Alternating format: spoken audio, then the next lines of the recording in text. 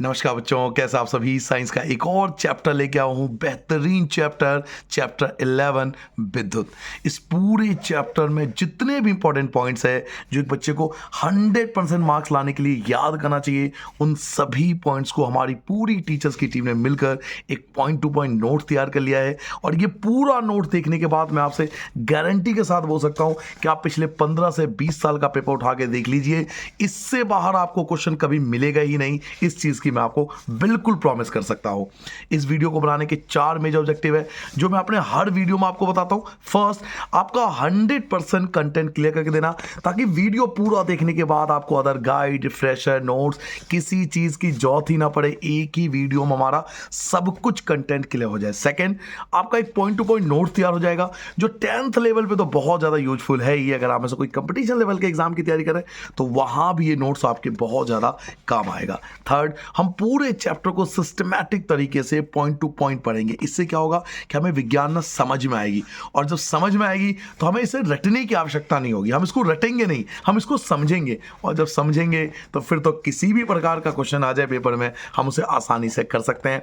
और नोट्स बनाते हुए इस बात का भी ध्यान रखा गया है कि आपके जो NCERT एक्सरसाइज के क्वेश्चंस हैं, जो एग्जाम्पल्स है, न्यूमेरिकल है, डायग्राम है, सब कुछ एक ही वीडियो में आपको कवर करके देंगे। तो चलिए बच्चों, स्टार्ट करते हैं नया चैप्टर, बेहतरीन चैप्टर 11 विद्युत।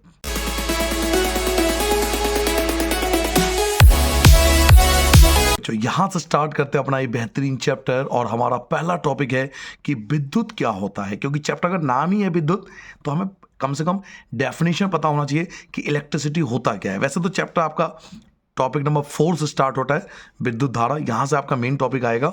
बट ये 3 टॉपिक आपको मैं पहले करवाऊंगा क्योंकि आपके बुक में इनके बारे में दिया हुआ है। जैसे आप देख सकते हो विद्युत, फिर आप देख सकते हो कि विद्युत परिपथ क्या होता है, और एक आप देख सकते हो कि विद्युत धारा फिर से आएगा। तो ये सब भी टॉपिक हमें पता होना चाहिए। जैसे स्विच क्या कार्य करता है, देखिए ये लिखा हुआ है। तो ये तीनों टॉपिक भी आपको हमने आपसे प्रॉमिस किया है ना कि आपको 100% कंटेंट क्लियर कर देंगे। तो एक एक चीज़ आपको बिल्कुल लाइन टू लाइन पढ़कर बहुत टीचर्स की टीम ने मिलकर आपके लिए बनाया है, तो आपको परेशान होने की जरूरत नहीं होगी। सबसे पहला टॉपिक है कि विद्युत होता क्या है, इलेक्ट्रिसिटी किसे कहते हैं। तो आवेश की प्रवाह को, अभी आवेश क्या है देखिए, हमारे घरों में जो कंडक्टर लगा हुआ है ना, यानी तार लगा हुआ है ना, हमारे घरों में जो कंडक्टर लगा हुआ है, तार लगा हुआ है, इसके बीच में इलेक्ट्रॉन फ्लो करता है। इलेक्ट्रॉन बोलते हैं, इलेक्ट्रॉन इसके बीच में फ्लो करता है। तो ये जो इलेक्ट्रॉन फ्लो कर रहा है ना, इसी को आवेश बोलते हैं हिंदी में। जो तार के बीच में इलेक्ट्रॉन फ्लो करता है, जैसे आप समझ लिए पानी की पाइप के बीच में पानी फ्लो करता है, वैसे तार के जो कंडक्टर है उसके बीच में इलेक्ट्रॉन फ्लो करता है, तो उसको हम आवेश नाम देते हैं। तो आवेश की प्रवाह को, जब ये आवेश फ्लो होता है, प्रवाह होता है, तो उसको हम विद्युत कहते हैं।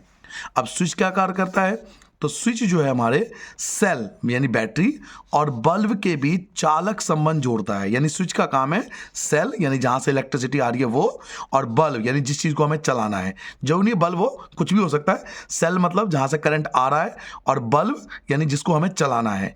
तो सेल और बल्ब के बीच चालक संबंध जोड़ता है। जैसे आपके घर में स्विच लगा होगा, स्विच क्या करता है, आप उसको ऑन एंड ऑफ करते हो ना, तो जहां से करंट आ रहा है, यानी हमारे घरों में तो देखो बिजली कंपनियां घर जो है वो बिजली भेजती है। अगर वो नहीं होती तो हम बैटरी लगाते, सेल लगाते। अगर बिजली कंपनियां नहीं होती तो सेल से जो है करंट आता है स्विच के पास, आप उसे ऑन करते तो बल्ब के पास जाता। तो स्विच का काम ही यही है, सेल और बल्ब के बीच में संबंध जोड़ना। उसके बाद आता है विद्युत परिपथ। ये विद्युत परिपथ क्या होता है, तो जब आप बोल रहे हो कि सेल से बल्ब तक ये जो करंट आ रहा है, इसके जो पूरा रास्ता है उसको हम विद्युत परिपथ कहते हैं।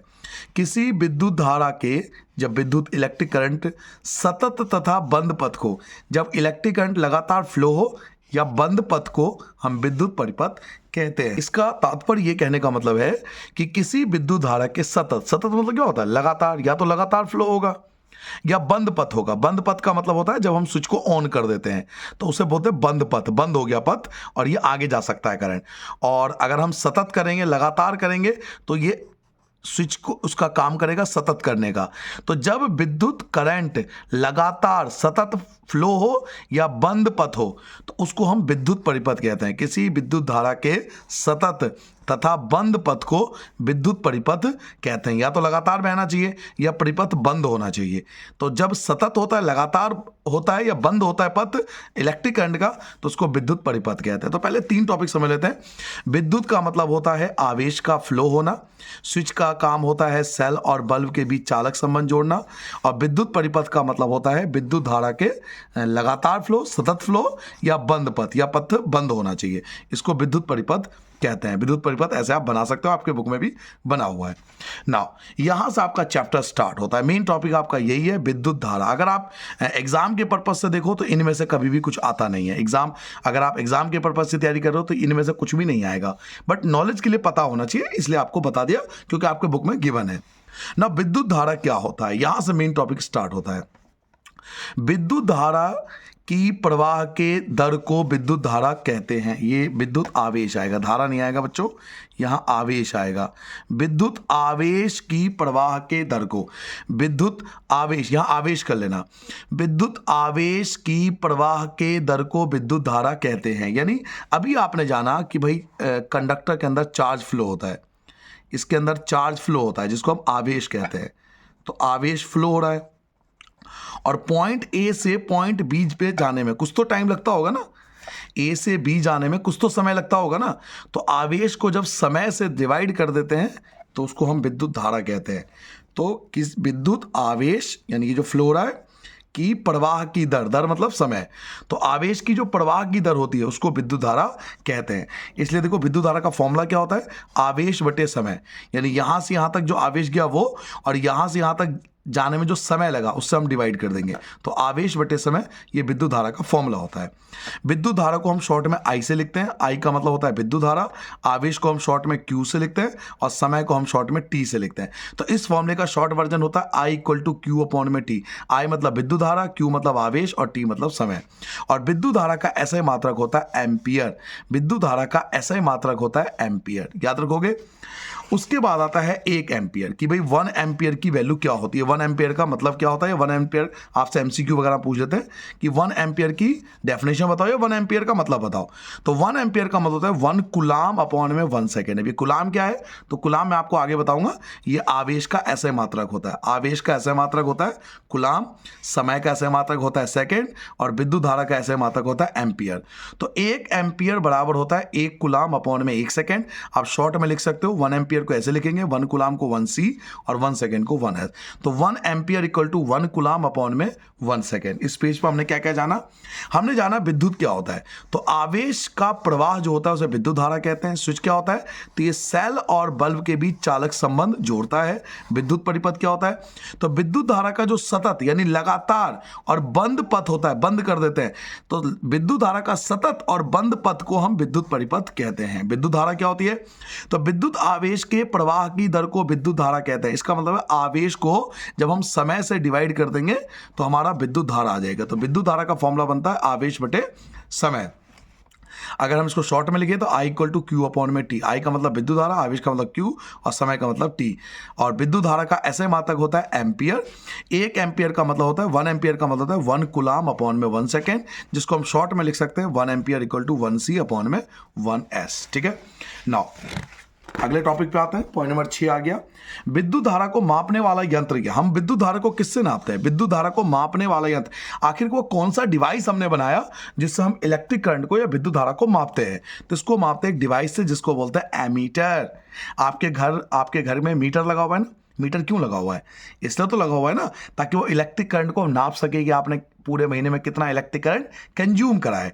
तो विद्युत धारा को मापने वाले यंत्र का नाम है एमीटर। और एमीटर को श्रेणी क्रम में संयोजित करते हैं। अभी श्रेणी क्रम क्या है तो हम आगे पढ़ेंगे श्रेणी क्रम। थोड़ा सा हिंट देता हूं कि अगर मीटर में करंट नहीं आ रहा है ना तो आपके पूरे घर में करंट नहीं आ रहा, सीधी सी बात है।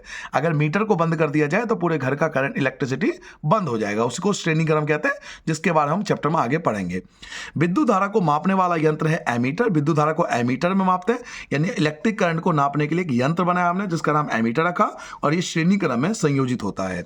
विद्युत धारा के प्रवाह की दिशा क्या है, यानी इलेक्ट्रिक करंट कहां से कहां फ्लो होती है। तो याद रखना बच्चों, विद्युत धारा हमेशा पॉजिटिव से नेगेटिव की तरफ जाता है। इलेक्ट्रिक करंट हमेशा प्लस से माइनस की तरफ जाता है, पॉजिटिव से नेगेटिव की तरफ जाता है। आप चाहो तो आप बुक में भी देख सकते हो आपके बुक में एक छोटे से पॉइंट में लिखा हुआ है, मैं आपको दिखा देता हूँ। देखिए आपको यहाँ मिल जाएगा, देखिए ये लिखा हुआ है, विद्युत धारा सेल के धन टर्मिनल से, धन मतलब प्लस, प्लस टर्मिनल से सेल के ऋण टर्मिनल यानी माइनस बल्ब और एमीटर से होकर जाता है। तो धन टर्मिनल से ऋण टर्मिनल की तरफ जाता है, यानी प्लस से माइनस की तरफ जाता है।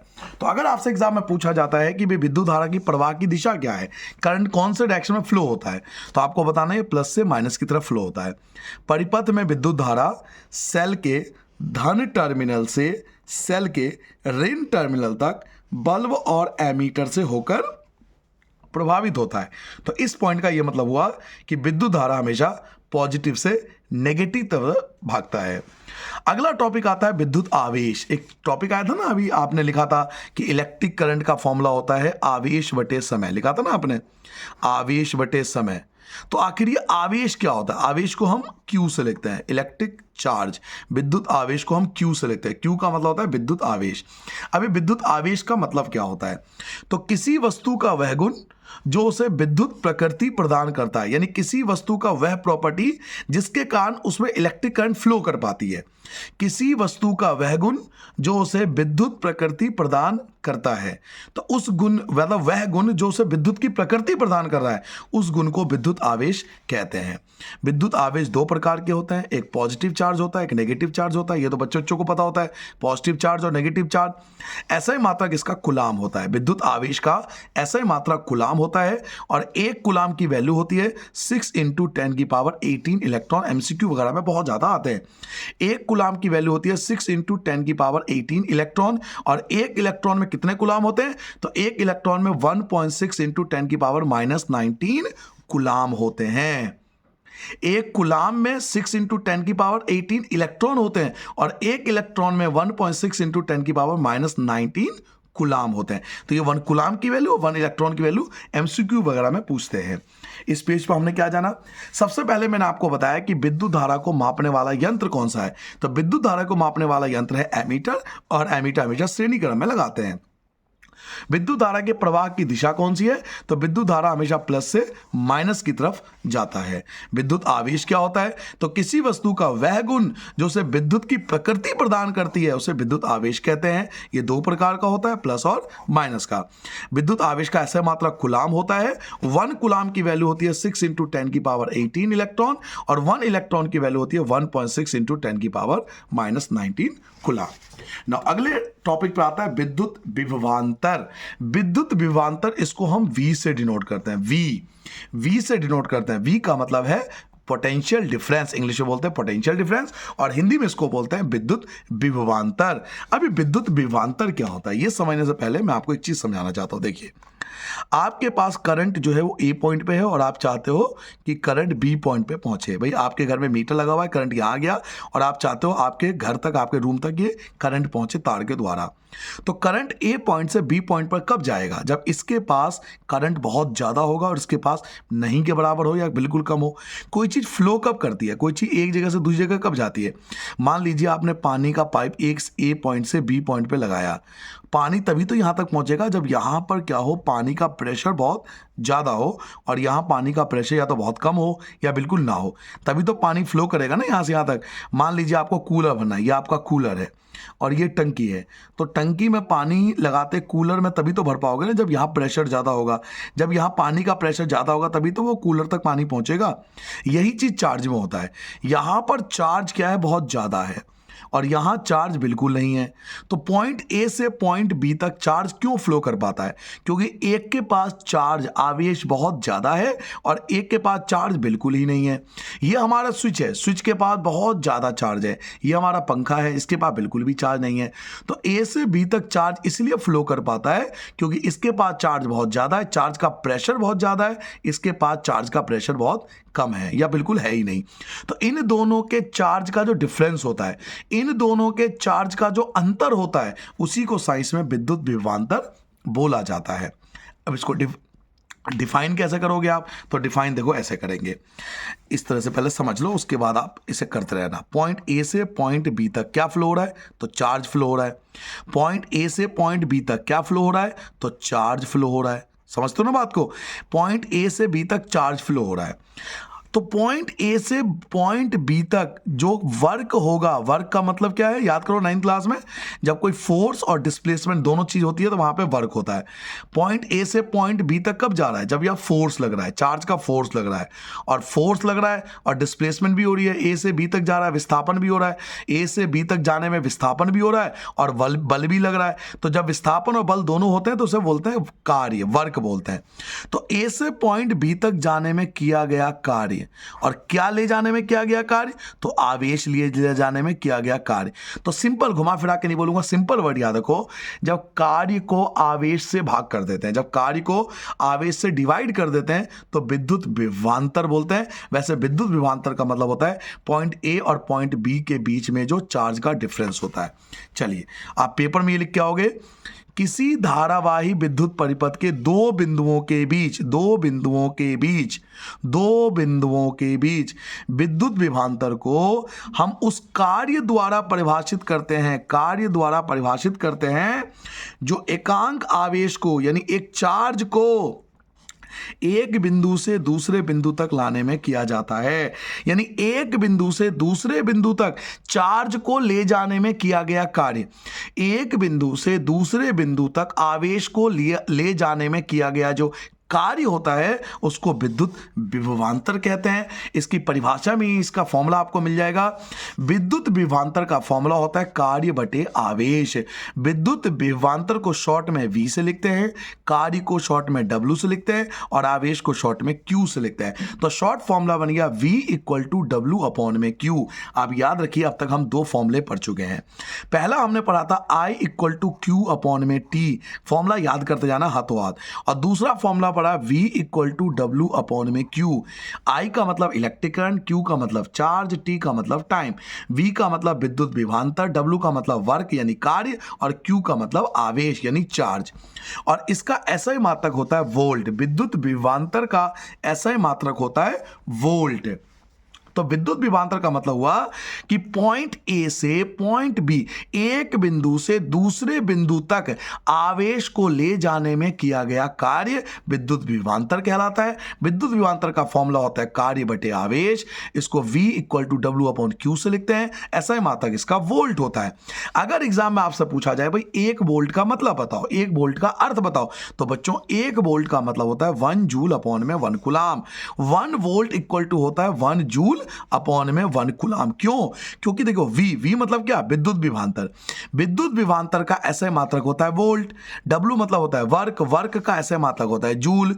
Q मतलब होता है आवेश का ऐसे मात्रक होता है कूलाम। तो 1 वोल्ट बराबर 1 जूल अपॉन में 1 कूलाम। इसको शॉर्ट में लिखेंगे 1V 1J अपॉन में 1C। वोल्ट मतलब V, जूल मतलब J, कूलाम मतलब C। तो 1 वोल्ट का मतलब होता है 1 जूल अपॉन में 1 कूलाम। विद्युत विभवांतर को मापने वाला यंत्र। अब हमें कैसे पता चलेगा कि दो पॉइंट के बीच में आवेश का अंतर है? ये पॉइंट ए है और ये पॉइंट बी है। अब मुझे कैसे पता चलेगा कि इसके पास चार्ज बहुत ज्यादा है और उसके पास चार्ज कम है? मुझे पता कैसे चलेगा? तो नाप कर पता चलेगा। तो उसके लिए हमने एक डिवाइस बनाया, एक यंत्र बनाया, उसका नाम है वोल्ट मीटर। वोल्ट मीटर एक ऐसा डिवाइस है जो विद्युत विभवांतर को मापता है। तो अगर आपके एग्जाम में आता है कि विद्युत विभवांतर को मापने वाला यंत्र बताओ, तो उसका आंसर देगा ना वोल्ट मीटर। और ये श्रेणी क्रम में संयोजित होता है। अभी श्रेणी क्रम का क्या मतलब है, पार्श्व क्रम का क्या मतलब है, ये सब आगे आएगा, तो आपको टेंशन लेना, ये वर्ड सब आगे आएंगे चैप्टर में। तो ये श्रेणी क्रम में संयोजित होता है। विद्युत विभवांतर को मापने वाला यंत्र है वोल्ट मीटर और इसको श्रेणी क्रम में संयोजित किया जाता है। ना अगला टॉपिक आता है ओम का नियम। Most important. आपके यूटी एग्जाम पेपर में आप देखोगे सबसे ज्यादा क्वेश्चन अगर कोई आता है तो यही आता है, ओम का नियम। अब ये ओम का नियम क्या था? जॉर्ज साइमन ओम ने एक नियम बनाया। वो नियम क्या था, पहले आप एक पेज के द्वारा समझ लीजिए, फिर मैं आपको डेफिनेशन समझाऊंगा। देखिए, अभी आपने जाना कि भाई I का मतलब होता है विद्युत धारा और V का मतलब होता है विद्युत विभवांतर, पोटेंशियल डिफरेंस। तो ओम ने दोनों के बीच में रिलेशन निकाला था, इलेक्ट्रिक करंट और पोटेंशियल डिफरेंस के बीच में रिलेशन बताया था, विद्युत धारा और विद्युत विभवांतर के बीच में संबंध बताया था। क्या संबंध था? वो संबंध ये था, उन्होंने देखा कि जैसे जैसे आप करंट को बढ़ाते जाओगे विद्युत विभवांतर भी ऐसे ऐसे बढ़ता जाएगा। यानी अगर आप करंट को, विद्युत धारा को बढ़ा दोगे तो विद्युत विभवांतर भी बढ़ेगा, और अगर विद्युत धारा को कम कर दोगे तो विद्युत विभवांतर भी कम हो जाएगा। तो विद्युत धारा और विद्युत विभवांतर के बीच रिलेशन निकाला था ओम ने, जॉर्ज साइमन ओम ने। उसी को ओम का नियम कहते हैं। तो ओम के नियम में पहली चीज आपको याद रखना है कि विद्युत विभवांतर, वी का मतलब क्या बताया था? विद्युत विभवांतर। तो विद्युत विभवांतर विद्युत धारा के समानुपाती होता है, इसे बोलते हैं समानुपाती। विद्युत विभवांतर विद्युत धारा के समानुपाती होता है। समानुपाती का मतलब यह है बच्चों कि अगर विद्युत धारा को बढ़ा दिया जाए तो विद्युत विभवांतर भी बढ़ेगा, और विद्युत धारा को कम कर दिया जाए तो विद्युत विभवांतर भी कम हो जाएगा। अब आप अक्सर अपने एग्जाम में क्यों कंफ्यूज जाते हो? क्योंकि वो लोग क्या पूछते हैं? वो लोग पूछेंगे कि हम लोग ने विद्युत विभवांतर को 4 गुना कर दिया, हमने विद्युत धारा को 4 गुना कर दिया, तो बताओ विद्युत विभवांतर क्या होगा? अब आप कंफ्यूज हो गए क्योंकि आप इस टाइप क्वेश्चन करके ही नहीं जाते। अगर विद्युत धारा को 4 गुना बढ़ा देंगे तो विद्युत विभवांतर भी 4 गुना बढ़ जाएगा। यही तो ओम का नियम है कि जितना ज्यादा विद्युत धारा को बढ़ाओगे उतना ज्यादा विद्युत विभवांतर बढ़ जाएगा। तो विद्युत विभवांतर समानुपाती होता है विद्युत धारा के। इसको हम ऐसे भी लिख सकते हैं, V equal to I into R. Physics में एक रूल होता है कि जब भी ये डायरेक्टली प्रोपोर्शन हटाते हैं, जब भी ये समानुपाती हटाते हैं, इसकी जगह इक्वल टू लगाते हैं, तो हमें इसके साथ कोई ना कोई कांस्टेंट वैल्यू लगानी होती है। और यहाँ इसके साथ जो कांस्टेंट वैल्यू वो R है। R का मतलब है रेसिस्टेंस, प्रतिरोध, जो हम चैप्टर में आगे पढ़ेंगे। दोबारा जानते हैं, V मतलब विद्युत विभवांतर, I मतलब विद्युत धारा, दोनों के बीच समानुपाती होता है। एक बढ़ेगा तो दूसरा बढ़ेगा, एक घटेगा तो दूसरा घटेगा। इसको हटाकर आप बराबर लगाओगे तो आपको कांस्टेंट वैल्यू लगानी पड़ेगी। यहाँ पे R जो है वो कांस्टेंट वैल्यू है, जिसको रेसिस्टेंस कहते हैं। हम इसके बारे में आगे पढ़ेंगे। पहले हम ओम का नियम समझ लेते हैं। ओम का नियम क्या कहता है? एक विद्युत परिपथ में, मान लीजिए कोई विद्युत परिपथ है, धारा के तार के 2 सिरों के बीच यानी 2 बिंदुओं के बीच विभवांतर उसमें प्रभावित होने वाली विद्युत धारा के समानुपाती होता है। यही तो मैं कह रहा हूं बार बार कि विभवांतर जो होता है वो विद्युत धारा के समानुपाती होता है। विभवांतर मतलब कौन? V। समानुपाती होता है किसके? विद्युत धारा के, I के। तो यही तो लिखा हुआ है, विद्युत विभवांतर समानुपाती होता है विद्युत धारा के, परंतु तार का तापमान समान रहना चाहिए। परंतु तार का ताप समान रहना चाहिए, यानी इलेक्ट्रिक करंट ना तो बढ़ना चाहिए, टेम्परेचर ना तो बढ़ना चाहिए और ना ही टेम्परेचर घटना चाहिए। देखिए लिखा हुआ ना कि तापमान स्थिर रहना चाहिए। इसे ओम का नियम कहते हैं, और ये ओम के नियम का डायग्राम है। जो डायग्राम हमें बताने की कोशिश ये कर रहे हैं कि अगर आप करंट को बढ़ा दोगे तो विद्युत विभवांतर भी बढ़ जाएगा, अगर आप विद्युत धारा को बढ़ाओगे तो विद्युत विभवांतर भी बढ़ता चला जाएगा। तो इसी को बच्चों ओम का नियम कहते हैं, और ये बहुत ज़्यादा एग्जाम में आता है। ठीक है, इस पेज पे हमने क्या क्या जाना? इस पेज पे मैंने आपको बताया विद्युत विभवांतर क्या होता है। विद्युत विभवांतर का मतलब होता है एक बिंदु से दूसरे बिंदु तक आवेश को ले जाने में किया गया कार्य। किसी धारावाही विद्युत परिपथ के 2 बिंदुओं के बीच विद्युत विभवांतर को हम उस कार्य द्वारा परिभाषित करते हैं जो एकांक आवेश को एक बिंदु से दूसरे बिंदु तक लाने में किया जाता है। यानी एक बिंदु से दूसरे बिंदु तक आवेश को ले जाने में किया गया कार्य विद्युत विभवांतर कहलाता है। विद्युत विभवांतर का फॉर्मूला होता है कार्य बटे आवेश, शॉर्ट में V equal to W upon में Q। विद्युत विभवांतर का ऐसा मात्रक होता है वोल्ट। 1 वोल्ट का मतलब होता है 1 जूल अपॉन में 1 कूलाम। विद्युत विभवांतर को नापने वाला यंत्र कौन है? तो वोल्ट मीटर है। इसको श्रेणी क्रम में लगाया जाता है। ओम का नियम क्या कहता है? ओम का नियम कहता है कि विद्युत विभवांतर विद्युत धारा के समानुपाती होता है। जब भी इसको हटा के आप इक्वल टू लगाते हो तो इसके लिए कांस्टेंट वैल्यू आती है, यहां पर R मतलब रेसिस्टेंस, जो हम आगे पढ़ेंगे। एक विद्युत परिपथ में धारा के तार के 2 सिरों के बीच विभवांतर यानी V, उसमें प्रभावित होने वाली विद्युत धारा मीन्स I के समानुपाती, यानी ये वाला साइन, तो V समानुपाती I। परंतु तार का ताप जो रहना चाहिए, टेम्परेचर जो रहना चाहिए, वो समान रहना चाहिए। ये कंडीशन है कि टेम्परेचर नहीं बनना चाहिए तार का, ठीक है। इसे ओम का नियम कहते हैं और ये इसका डायग्राम है कि अगर विद्युत धारा को बढ़ाओगे तो विद्युत विभवांतर भी बढ़ता चला जाएगा। नाउ एक वर्ड आया था प्रतिरोध, जिसको मैं बार बार आर कह रहा था। आर क्या होता है? अब देखो फिजिक्स है, आपको नहीं समझना है, रटना नहीं है, क्योंकि समझने वाले टॉपिक आते हैं फिजिक्स में। प्रतिरोध क्या है? देखिए, आपने तार बनाया, इस चीज को समझना, क्योंकि आगे आपको बहुत दिक्कत करेगा अगर आपने प्रतिरोध नहीं समझा। आपने तार बनाया मान लो लोहे से, ठीक है, आपने तार बनाया कॉपर से, आपने तार बनाया एल्युमिनियम से, आपने तार बनाया सिल्वर से, आपने तार बनाया गोल्ड से। तो क्या सारे तार से एक जैसे होंगे? नहीं हो सकते ना। आपने अलग अलग मटेरियल यूज करा तो सब एक जैसे तार थोड़ी हैं। अगर ऐसा होता तो हर कोई लोहे से बना लेता, सस्ता पड़ता। कॉपर, एल्युमिनियम, सिल्वर, गोल्ड की जरूरत क्या पड़ती? पॉसिबल नहीं है। सबका मतलब अलग है। क्यों अलग है? तार तो तार है, अलग क्यों है बताता हूं। इसके अंदर जो चार्ज फ्लो होता है ना, वो बहुत मायने करता है। लोहा क्या करता है? बहुत सारे चार्ज को अपने पास रख लेगा। कॉपर बहुत कम चार्ज को अपने पास रखता है। एल्युमिनियम बहुत कम चार्ज को अपने पास रखता है। सिल्वर तो लगभग ना के बराबर चार्ज अपने पास रखता है। गोल्ड भी लगभग ना के बराबर ही चार्ज अपने पास रखता है। तो चार्ज अपने पास रखने का मतलब क्या है? अगर तार में से चार्ज फ्लो होता है ना, जब चार्ज आवेश इसमें फ्लो होता है, तो तार क्या करता है? कुछ चार्ज अपने पास रख लेता है। उसी को प्रतिरोध कहते हैं। प्रतिरोध का मतलब है चार्ज के फ्लो को रोकना, चार्ज के फ्लो को रोकना। यानी तार ने, कंडक्टर ने कुछ चार्ज को अपने पास रख लिया, तो वो जो अपने पास चार्ज रख रहा है वो, उसी को प्रतिरोध कहते हैं, रेसिस्टेंस कहते हैं। किसी चालक का वह गुण, मान लीजिए लोहा, कॉपर, एल्युमिनियम, सिल्वर, गोल्ड, तो चालक का वह गुण कि वह अपने में प्रभावित होने वाले आवेश, अपने में प्रभावित होने वाले आवेश के प्रवाह का विरोध करता है। अपने में होने वाले आवेश के प्रवाह का विरोध करता है, जाने नहीं देता वो चार्ज को आगे।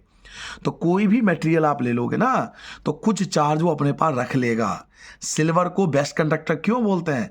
सिल्वर को बेस्ट कंडक्टर, चांदी को विद्युत का सबसे अच्छा चालक बोला जाता है। क्यों? क्योंकि ये चार्ज को अपने पास रखता नहीं है, अधिकतर चार्ज को आगे फ्लो होने देता है, बल्कि उसके मुकाबले जो बाकी मटेरियल होते हैं वो बहुत सारा चार्ज अपने पास रख लेते हैं, जबकि सिल्वर अपने पास चार्ज को रखता नहीं, आगे जाने देता है। तो ये जो मटेरियल चार्ज को अपने पास रख रहे हैं, इसको हम प्रतिरोध कहते हैं। प्रतिरोध का फॉर्मूला होता है V/I। अब V तो आपको पता लग गया, विद्युत विभवांतर। I का मतलब है विद्युत धारा। तो यानी विद्युत विभवांतर को अगर विद्युत धारा से भाग कर दोगे तो आपका प्रतिरोध निकल के आ जाएगा। प्रतिरोध का ऐसा मात्रक ओम है, क्योंकि जॉर्ज साइमन ओम ने इसकी खोज की थी तो उन्होंने अपने नाम पे रख दिया। तो प्रतिरोध का ऐसा मात्रक ओम होता है। 1 ओम की वैल्यू होती है 1 वोल्ट अपॉन में 1 एम्पियर। 1 ओम बराबर 1 वोल्ट अपॉन में 1 एम्पियर। ठीक है। नाउ परिवर्ती प्रतिरोध क्या होता है? परिवर्ती प्रतिरोध का क्या मतलब होता है? तो आप देखते हो जो हमारे घर में ना पंखा लगा हुआ, और पंखे में आपने अक्सर देखा होगा कि हम पंखे की स्पीड को बढ़ा या घटा सकते हैं। देखा ना आपने? पंखे की स्पीड को क्या करते हैं? बढ़ा देते हैं, घटा देते हैं। वो एक रेगुलेटर गोल सा लग रहा होगा पंखे के बटन के पास, जिसको आप गोल घुमा के बढ़ा देते हो या घटा देते हो। उसी को साइंस में परिवर्ती प्रतिरोध कहते हैं। परिवर्ती प्रतिरोध का मतलब है विद्युत धारा को नियंत्रित करना। सिंपल वर्ड याद रखो, जो विद्युत धारा को कंट्रोल कर सके। जब आप करंट ज्यादा दोगे तो स्पीड बढ़ जाएगी पंखे की, अब करंट को कम कर दोगे तो वो कम हो जाएगी स्पीड। करते हो ना, ये तो आप घर में करते होंगे। तो वह डिवाइस, वह यंत्र, वह डिवाइस जो विद्युत धारा को नियंत्रित कर रहा है, करंट को कंट्रोल कर रहा है, करंट बढ़ा दिया स्पीड बढ़ गई, करंट घटा दिया स्पीड कम हो गई। तो स्रोत की वोल्टता में बिना कोई परिवर्तन किए, वोल्ट को नहीं चेंज करते, वोल्ट उतना ही रहता है। स्रोत की वोल्टता में कोई परिवर्तन किए परिपथ की विद्युत धारा को नियंत्रण करने के लिए, विद्युत धारा को नियंत्रण करने के लिए उपयोग किए जाने वाला अवयव, यानी ऐसा डिवाइस जो विद्युत धारा को कंट्रोल करता है, जो इलेक्ट्रिक करंट को कंट्रोल करता है, उसको हम परिवर्ती प्रतिरोध कहते हैं। परिवर्ती प्रतिरोध वो डिवाइस होता है, वो अवयव होता है, वो यंत्र होता है जो कि करंट को कंट्रोल करता है। हम करंट को बढ़ा या घटा सकते हैं, उसको परिवर्ती प्रतिरोध कहते हैं। ऐसी एक होता है बच्चों धारा नियंत्रक। अभी धारा नियंत्रक कौन होता है?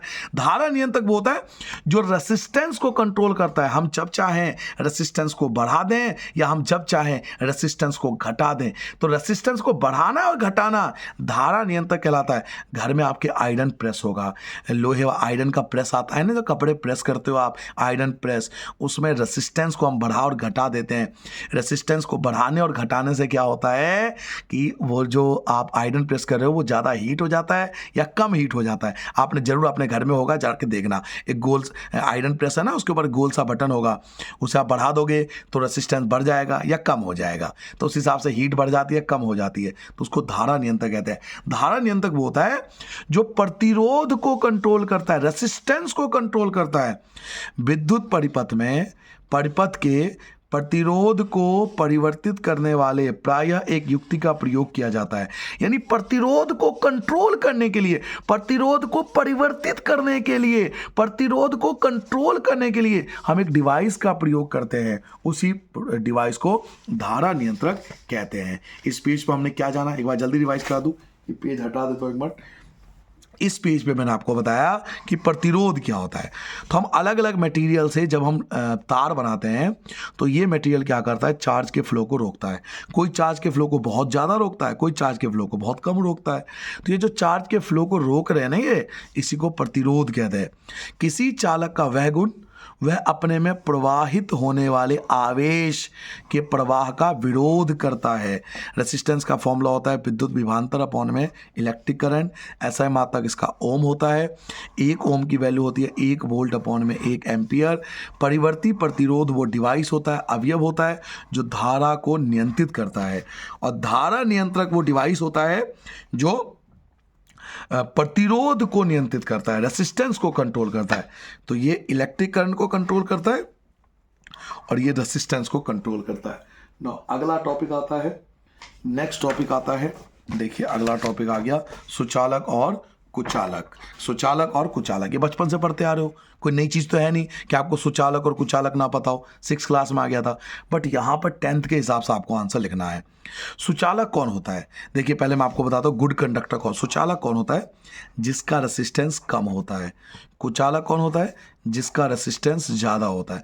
यानी सुचालक वो होता है जिसका प्रतिरोध कम होता है, जो कम करंट को रोकता है।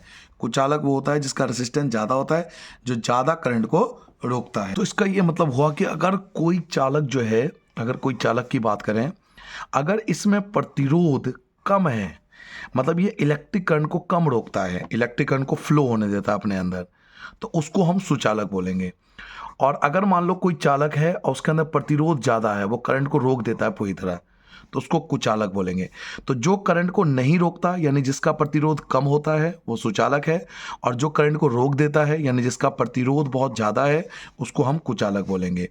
आंसर देखिए, एक ही साइज के चालकों में वह चालक जिसका प्रतिरोध कम होता है, बस आपको इतना याद रखना है, ऐसा चालक जिसका प्रतिरोध कम होता है। दोबारा बोलूं, ऐसा चालक जिसका प्रतिरोध कम होता है वो अच्छा चालक होता है। उल्टा कर दीजिए, सर्वसम साइज का वह अवयव जो उच्च प्रतिरोध लगाता है, यानी जिसके अंदर प्रतिरोध ज्यादा होता है।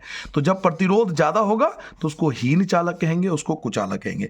तो सिंपल ये याद रखिए, जिसका रेसिस्टेंस प्रतिरोध कम होता है वो सुचालक है, जिसका प्रतिरोध ज्यादा होता है वो कुचालक है। नाउ, प्रतिरोध को प्रभावित करने वाले कौन कौन से कारक है? बहुत ज्यादा एग्जाम में आता है कि प्रतिरोध को प्रभावित करने वाले कारक बताइए, या वो कारक बताइए जिस पर प्रतिरोध निर्भर होता है। पहले प्रतिरोध का मतलब समझिए, बार बार कह रहा हूं, प्रतिरोध का मतलब होता है जब किसी कंडक्टर के अंदर, तार के अंदर चार्ज फ्लो होता है ना, तो कंडक्टर चार्ज को फ्लो को रोकता है। मान लीजिए इसने चार्ज के फ्लो को यहां पर रोक दिया थोड़ा सा, तो चार्ज के फ्लो को क्या क्या चीज रोक सकता है? तो एक चालक की लंबाई, पहला है चालक की लंबाई, क्योंकि जितना ज्यादा लंबा तार होगा ना प्रतिरोध उतना ज्यादा होगा। क्योंकि मान लीजिए एक छोटा तार है, ये देखिए छोटा तार है, तो प्रतिरोध एक बार हो जाएगा, 2 बार हो जाएगा, इससे ज्यादा थोड़ी होगा। और कोई बड़ा तार है तो 1 बार प्रतिरोध, 2 बार प्रतिरोध, 3 बार प्रतिरोध, 4 बार प्रतिरोध, 5 बार प्रतिरोध, कई बार प्रतिरोध होगा। तो चालक की लंबाई, जितना लंबा तार होगा, जितना लंबा तार होगा उतना ज्यादा प्रतिरोध होगा। इसलिए आप देखते हो कि जो चार्जर होता है ना, चार्जर वगैरह, उसके तार की लंबाई ज़्यादा नहीं होती। आप कंपनी के चार्जर खरीदिए, उनके तार की लंबाई ज़्यादा नहीं मिलेगी आपको कभी भी, क्योंकि जितना ज़्यादा लंबा तार होगा उतना ज़्यादा प्रतिरोध होगा, और जितना ज़्यादा प्रतिरोध होगा कोई अच्छी बात नहीं है, प्रतिरोध कम होनी चाहिए। प्रतिरोध का मतलब होता है चार्ज के फ्लो को रोकना। तो लंबा तार होगा तो ज़्यादा तार के अंदर चार्ज रुकेगा, तो इसलिए छोटा तार यूज करते हैं इन चीज़ों में। दूसरा, प्रतिरोध को प्रभावित करने वाला दूसरा कारक है अनुप्रस्थ काट का क्षेत्रफल। क्षेत्रफल का मतलब है एरिया, एरिया मतलब मोटाई, यानी एक तार पतला है और एक तार मोटा है तो इसका एरिया में फर्क है ना, एक का एरिया कम है, एक का एरिया ज़्यादा। आप एसी वगैरह के तार देखिए, मोटे होंगे तार। एसी वगैरह का तार जो होता है मोटा होता है, क्योंकि हम नहीं चाहते उसके अंदर रेसिस्टेंस हो। रेसिस्टेंस होगा तो आग पकड़ लेगा, करंट रोकेगा तो आग पकड़ लेगा, क्योंकि वो ज़्यादा, एसी बहुत तेज़ी से करंट को खींचता है। और जबकि जो छोटी छोटी चीज़ होते हैं, माइक वगैरह होते हैं, जैसे हम लोग क्लास में पढ़ाते हैं माइक यूज़ करते हैं, तो उसमें पतले तार यूज़ होते हैं, क्योंकि उसमें कम प्रतिरोध की जरूरत पड़ती है। तो अनुप्रस्थ काट का क्षेत्रफल, क्षेत्रफल भी प्रभावित करता है प्रतिरोध को। और दूसरा, पदार्थ की प्रकृति, कि आपने किस चीज़ से तार को बनाया है, पदार्थ की प्रकृति, इस पर भी निर्भर करता है प्रतिरोध। भाई किसी ने तार बनाया आयरन से, किसी ने तार बनाया कॉपर से, किसी ने तार बनाया एल्युमिनियम से, किसी ने तार बनाया गोल्ड से, सिल्वर से, किसी कुछ। तो पदार्थ की प्रकृति पर निर्भर करता है। ऐसा थोड़ी है कि सबका प्रतिरोध सेम होगा। भाई आयरन से बना हुआ, कॉपर से बना हुआ, सिल्वर से बना हुआ, किसी और चीज़ से बना हुआ, सबका प्रतिरोध अलग अलग होगा। तो पदार्थ की प्रकृति पे भी डिपेंड करता है प्रतिरोध। प्रतिरोध को प्रभावित करने वाले 3 कारक होते हैं: चालक की लंबाई, कितना लंबा तार है, दूसरा अनुप्रस्थ काट का क्षेत्रफल, तीसरा पदार्थ की प्रकृति। अब इसी चीज को हम मैथमेटिकली समझते हैं, साइंस की भाषा में, फिजिक्स की भाषा में। प्रतिरोध और उसका संबंध लंबाई और क्षेत्रफल से। देखिए मैंने अभी आपसे क्या कहा था, आर मतलब होता है प्रतिरोध, एल मतलब लेंथ ऑफ द वायर। तो इससे आप क्या समझते हो, इस लाइन से क्या मतलब है? प्रतिरोध समानुपाती है, प्रतिरोध समानुपाती है लंबाई के। एक छोटा तार है और एक लंबा तार है, तो इसका प्रतिरोध ज्यादा होगा, इसका प्रतिरोध कम होगा। छोटे तार का प्रतिरोध कम होता है, बड़े तार का प्रतिरोध ज्यादा होता है। तो जितनी ज्यादा लंबाई होगी उतना ज्यादा प्रतिरोध होगा। इसी को समानुपाती बोल रहे हैं बार बार। जितना ज्यादा तार होगा उतना ज्यादा प्रतिरोध होगा, जितना लेंथ हम बढ़ाएंगे ना उतना ज्यादा प्रतिरोध होगा। एरिया में उल्टा होता है, जितना ज्यादा एरिया होगा प्रतिरोध उतना कम होगा। एरिया के साथ उल्टा रिलेशन है, अगर एरिया ज्यादा होगा तो प्रतिरोध कम होगा। और इन दोनों को इकट्ठा मिला दोगे, अगर इन दोनों को एक साथ कर दोगे दोनों फॉर्मूले को, तो एल आ जाएगा ऊपर, ए आ जाएगा नीचे। और जब भी हम इसको हटाते हैं तो हमें इक्वल टू लगाते हैं, इसको हटाकर इक्वल टू जब भी लगाते हैं तो हमें कोई ना कोई कांस्टेंट वैल्यू लगानी पड़ती है। और यहां पे कांस्टेंट वैल्यू है ये पी, इसको रो बोलते हैं, रो, RHO, रो, हिंदी में रो, जिसको हम प्रतिरोधकता बोलते हैं। जो हमारा अगला टॉपिक है वो यही है, प्रतिरोधकता। इसको ऐसे लिखते हैं, प्रतिरोधकता, प्रतिरोधकता, इसे प्रतिरोधकता कहते हैं। कांस्टेंट वैल्यू होती है जो हम आगे पढ़ेंगे। तो इस पॉइंट से हमें क्या समझ मिला? हमें इस पॉइंट से समझ मिला कि जितना ज्यादा लेंथ होगा, यानी तार की लंबाई बढ़ा दोगे तो प्रतिरोध बढ़ जाएगा, तार की लंबाई घटा दोगे तो प्रतिरोध कम हो जाएगा। एरिया बढ़ा दोगे तो प्रतिरोध कम हो जाएगा, एरिया घटा दोगे तो प्रतिरोध ज्यादा हो जाएगा। यहां पे सीधा सीधा संबंध है, यहां व्युत्क्रमानुपाती होता है, उल्टा रिलेशन होता है, ये बढ़ेगा तो ये घटेगा। इन दोनों को मिलाकर अगर इक्वल टू लगाओगे तो कोई कांस्टेंट वैल्यू लगानी पड़ती है। यहाँ कांस्टेंट वैल्यू जैसे रो बोलते हैं साइंस में, इसको रो के नाम से जानते हैं। और रो का मतलब है प्रतिरोधकता, जो हमारा अगला टॉपिक है। प्रतिरोधकता का मतलब क्या है, पहले मैं आपको सिंपल वर्ड में समझाता हूँ। देखो, मैंने तार यूज करा आयरन से, और आपने तार यूज़ करा कॉपर का, किसी और ने तार यूज़ करा एल्युमिनियम का, किसी और ने तार यूज़ करा सिल्वर का, किसी और ने तार यूज़ करा गोल्ड का, वगैरह वगैरह। ठीक है, अब आपको तो ये पता है ना कि सबके प्रतिरोध अलग अलग होंगे, कोई प्रतिरोध ज़्यादा लगाएगा, कोई प्रतिरोध कम लगाएगा। तो इनकी प्रतिरोध की मात्रा होगी ना, कुछ तो मात्रा होगी, कोई तो वैल्यू होगी ना। भाई मान लो ये प्रतिरोध 1 लगा रहा है, ये प्रतिरोध 2 लगा रहा है, ये प्रतिरोध 3 लगा रहा है, ये प्रतिरोध 4 लगा रहा है, ये प्रतिरोध 5 लगा रहा है। मैं एग्जाम्पल दे रहा हूँ, इनकी कोई वैल्यू तो होगी ना। तो जो प्रतिरोध की मात्रा होती है, यानी कोई तार कितना ज्यादा प्रतिरोध लगा रहा है, उसकी जो मात्रा है उसी को प्रतिरोधकता बोलते हैं। प्रतिरोधकता, किसी पदार्थ की प्रतिरोधकता से उस पदार्थ द्वारा विद्युत धारा के प्रवाह का विरोध करने की क्षमता का पता लगता है। इससे पता लगता है कि वो कितना ज्यादा प्रतिरोध लगा सकता है। प्रतिरोधकता का मतलब होता है प्रतिरोध की मात्रा, कि कोई तार कितना ज्यादा प्रतिरोध लगा रहा है। देखिए समझिए, किसी पदार्थ की प्रतिरोधकता से उस पदार्थ द्वारा विद्युत धारा के प्रवाह का विरोध करने की क्षमता, कि उसकी विद्युत धारा के प्रवाह की रोकने की क्षमता कितनी है, उसकी मात्रा कितनी है। तो उसको हम प्रतिरोधकता के नाम से जानते हैं। इस पेज पर हमने क्या क्या जाना, इस पेज पर हमने जाना सुचालक कौन होता है, कुचालक कौन होता है। देखिए सिंपल याद रखिए, सुचालक वो होता है जिसकी प्रतिरोध जिसमें कम लगता है, कुचालक वो होता है जिसमें प्रतिरोध ज़्यादा लगता है। प्रतिरोध को प्रभावित करने वाले 3 कारक होते हैं, चालक की लंबाई कितनी है, उसका क्षेत्रफल कितना है और पदार्थ प्रकृति कौन सी है। मैंने यहाँ समझाया कि जितना ज़्यादा लंबा तार होगा उतना ज़्यादा प्रतिरोध होगा, जितना ज़्यादा एरिया होगा उतना कम प्रतिरोध होगा, दोनों को मिला दो तो एक फॉर्मूला तैयार होगा। यहाँ पे जो आप पी जैसा दिख रहा है इसको रो बोलते हैं, रो का मतलब प्रतिरोधकता और प्रतिरोधकता का मतलब है पदार्थ द्वारा लगने वाले प्रतिरोध की मात्रा, यानी विद्युत धारा के रोकने की क्षमता कि वो कितना ज़्यादा करंट को रोक सकता है, इसको प्रतिरोधकता कहते हैं ना। अगर हम बात करते हैं प्रतिरोधकता के ऐसे मात्रक की कि भाई प्रतिरोधकता का ऐसे मात्रक क्या होता है, तो अगला टॉपिक आता है प्रतिरोधकता का ऐसे मात्रक। प्रतिरोधकता का ऐसे मात्रक होता है ओम मीटर, याद रखोगे ओम मीटर। धातुओं की बात करें जैसे कि लोहा हो गया, कॉपर हो गया, एल्युमिनियम हो गया, धातु की बात करें या फिर मिश्र धातु की बात करें, यानी धातु में जो अधातु मिलाकर बनाया जाता है या फिर धातु 2 या 2 से ज़्यादा धातुओं को मिलाकर बनाते हैं। तो धातु और मिश्र धातुओं की बात करें, अगर उनकी प्रतिरोधकता की बात करें तो उनकी प्रतिरोधकता कम होती है। याद रखोगे धातुओं और मिश्र धातुओं की प्रतिरोधकता कम होती है। कितनी होती है, तो इसकी वैल्यू होती है 10 की पावर -8 ओम मीटर से 10 की पावर -6 ओम मीटर के बीच में।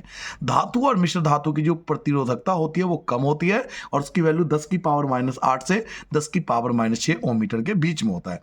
वहीं अगर रबर की बात करें, कांच की बात करें, लकड़ी की बात करें, प्लास्टिक की बात करें तो इनकी प्रतिरोधकता बहुत ज़्यादा होती है। 10 की पावर यहाँ प्लस आएगा, यहाँ माइनस नहीं आएगा, ये गलत लिखा हुआ है, बच्चे ने गलत लिख दिया, ये प्लस आएगा। तो कांच, रबर, प्लास्टिक ये जो विद्युत रोधी पदार्थ होते हैं ना, जो कांच होते हैं, रबर होते हैं, प्लास्टिक होते हैं, लकड़ी होते हैं, ये विद्युत रोधी पदार्थ होते हैं। इनकी प्रतिरोधकता बहुत ज़्यादा होती है, 10 की पावर 12 ओम मीटर से 10 की पावर 17 ओम मीटर के बीच में होता है। विद्युत तापन युक्तियां, पहले समझिए विद्युत तापन युक्तियां क्या होता है। जैसे कि आपके घर में गीजर होगा, आपके घर में हीटर होगा, आपके घर में इलेक्ट्रिक प्रेस होगा, तो उसे बोलते हैं विद्युत तापन युक्तियाँ, जिसमें हीट का इस्तेमाल कर जैसे टोस्टर हो गया, टोस्टर में हीट का इस्तेमाल करते हैं टोस्ट बनाने के लिए, गीजर में पानी को गर्म करने के लिए, इलेक्ट्रिक रॉड का इस्तेमाल करते हैं पानी को गर्म करने के लिए, आयरन प्रेस का इस्तेमाल करते हैं कपड़े को प्रेस करने के लिए, स्ट्रेटनर होता है बाल को सीधा करने के लिए, और ड्रायर हो गया, ड्रायर सबके घरों में होता है। तो ये सब विद्युत तापन युक्तियाँ हैं जिसमें हम विद्युत के ताप का इस्तेमाल करते हैं।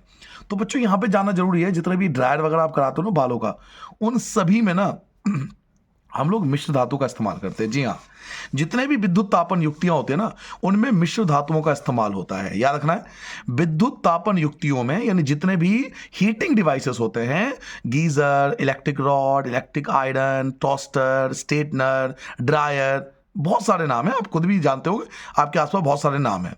तो जितने भी विद्युत तापन युक्ति होती है उनमें मिश्र धातु का इस्तेमाल होता है। तो एक तो पूछेगा किसका इस्तेमाल होता है, तो मिश्र धातु का इस्तेमाल होता है। दूसरा पूछते हैं कि क्यों मिश्र धातु का ही इस्तेमाल क्यों करते हो, तो रीजन है मिश्र धातुओं का उच्च ताप पर शीघ्र ही अपचयन दहन नहीं होता। इसका ये मतलब है कि मिश्र धातु को जितना मर्जी गर्म कर लो ये कभी जलता नहीं है। मिश्र धातु का उपयोग विद्युत तापन युक्तियों में इसलिए किया जाता है क्योंकि उच्च तापमान पर, यानी आप इसे जितना मर्जी हीट कर लो, इसका अपचयन नहीं होता, ये जलना शुरू, ये जलता नहीं है।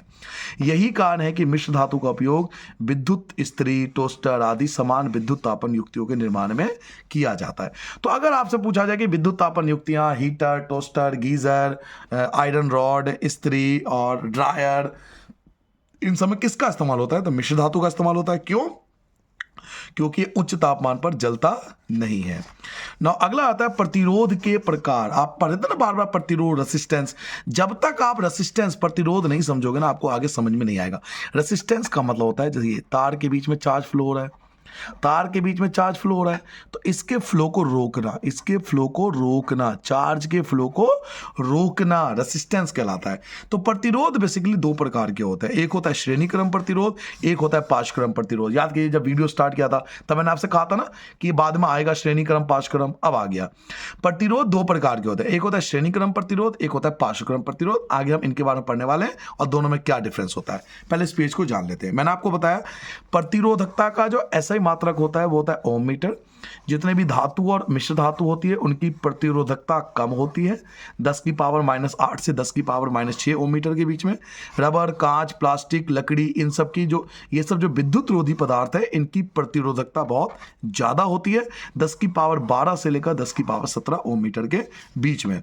जितने भी विद्युत तापन युक्तियाँ होती हैं, चाहे इस्त्री की बात करें, टोस्टर की बात करें, ओवन की बात करें, गीजर की बात करें, इन सब में मिश्र धातुओं का इस्तेमाल होता है। क्यों इस्तेमाल होता है? क्योंकि उच्च तापमान पर अपचयन नहीं होता, जलते नहीं हैं।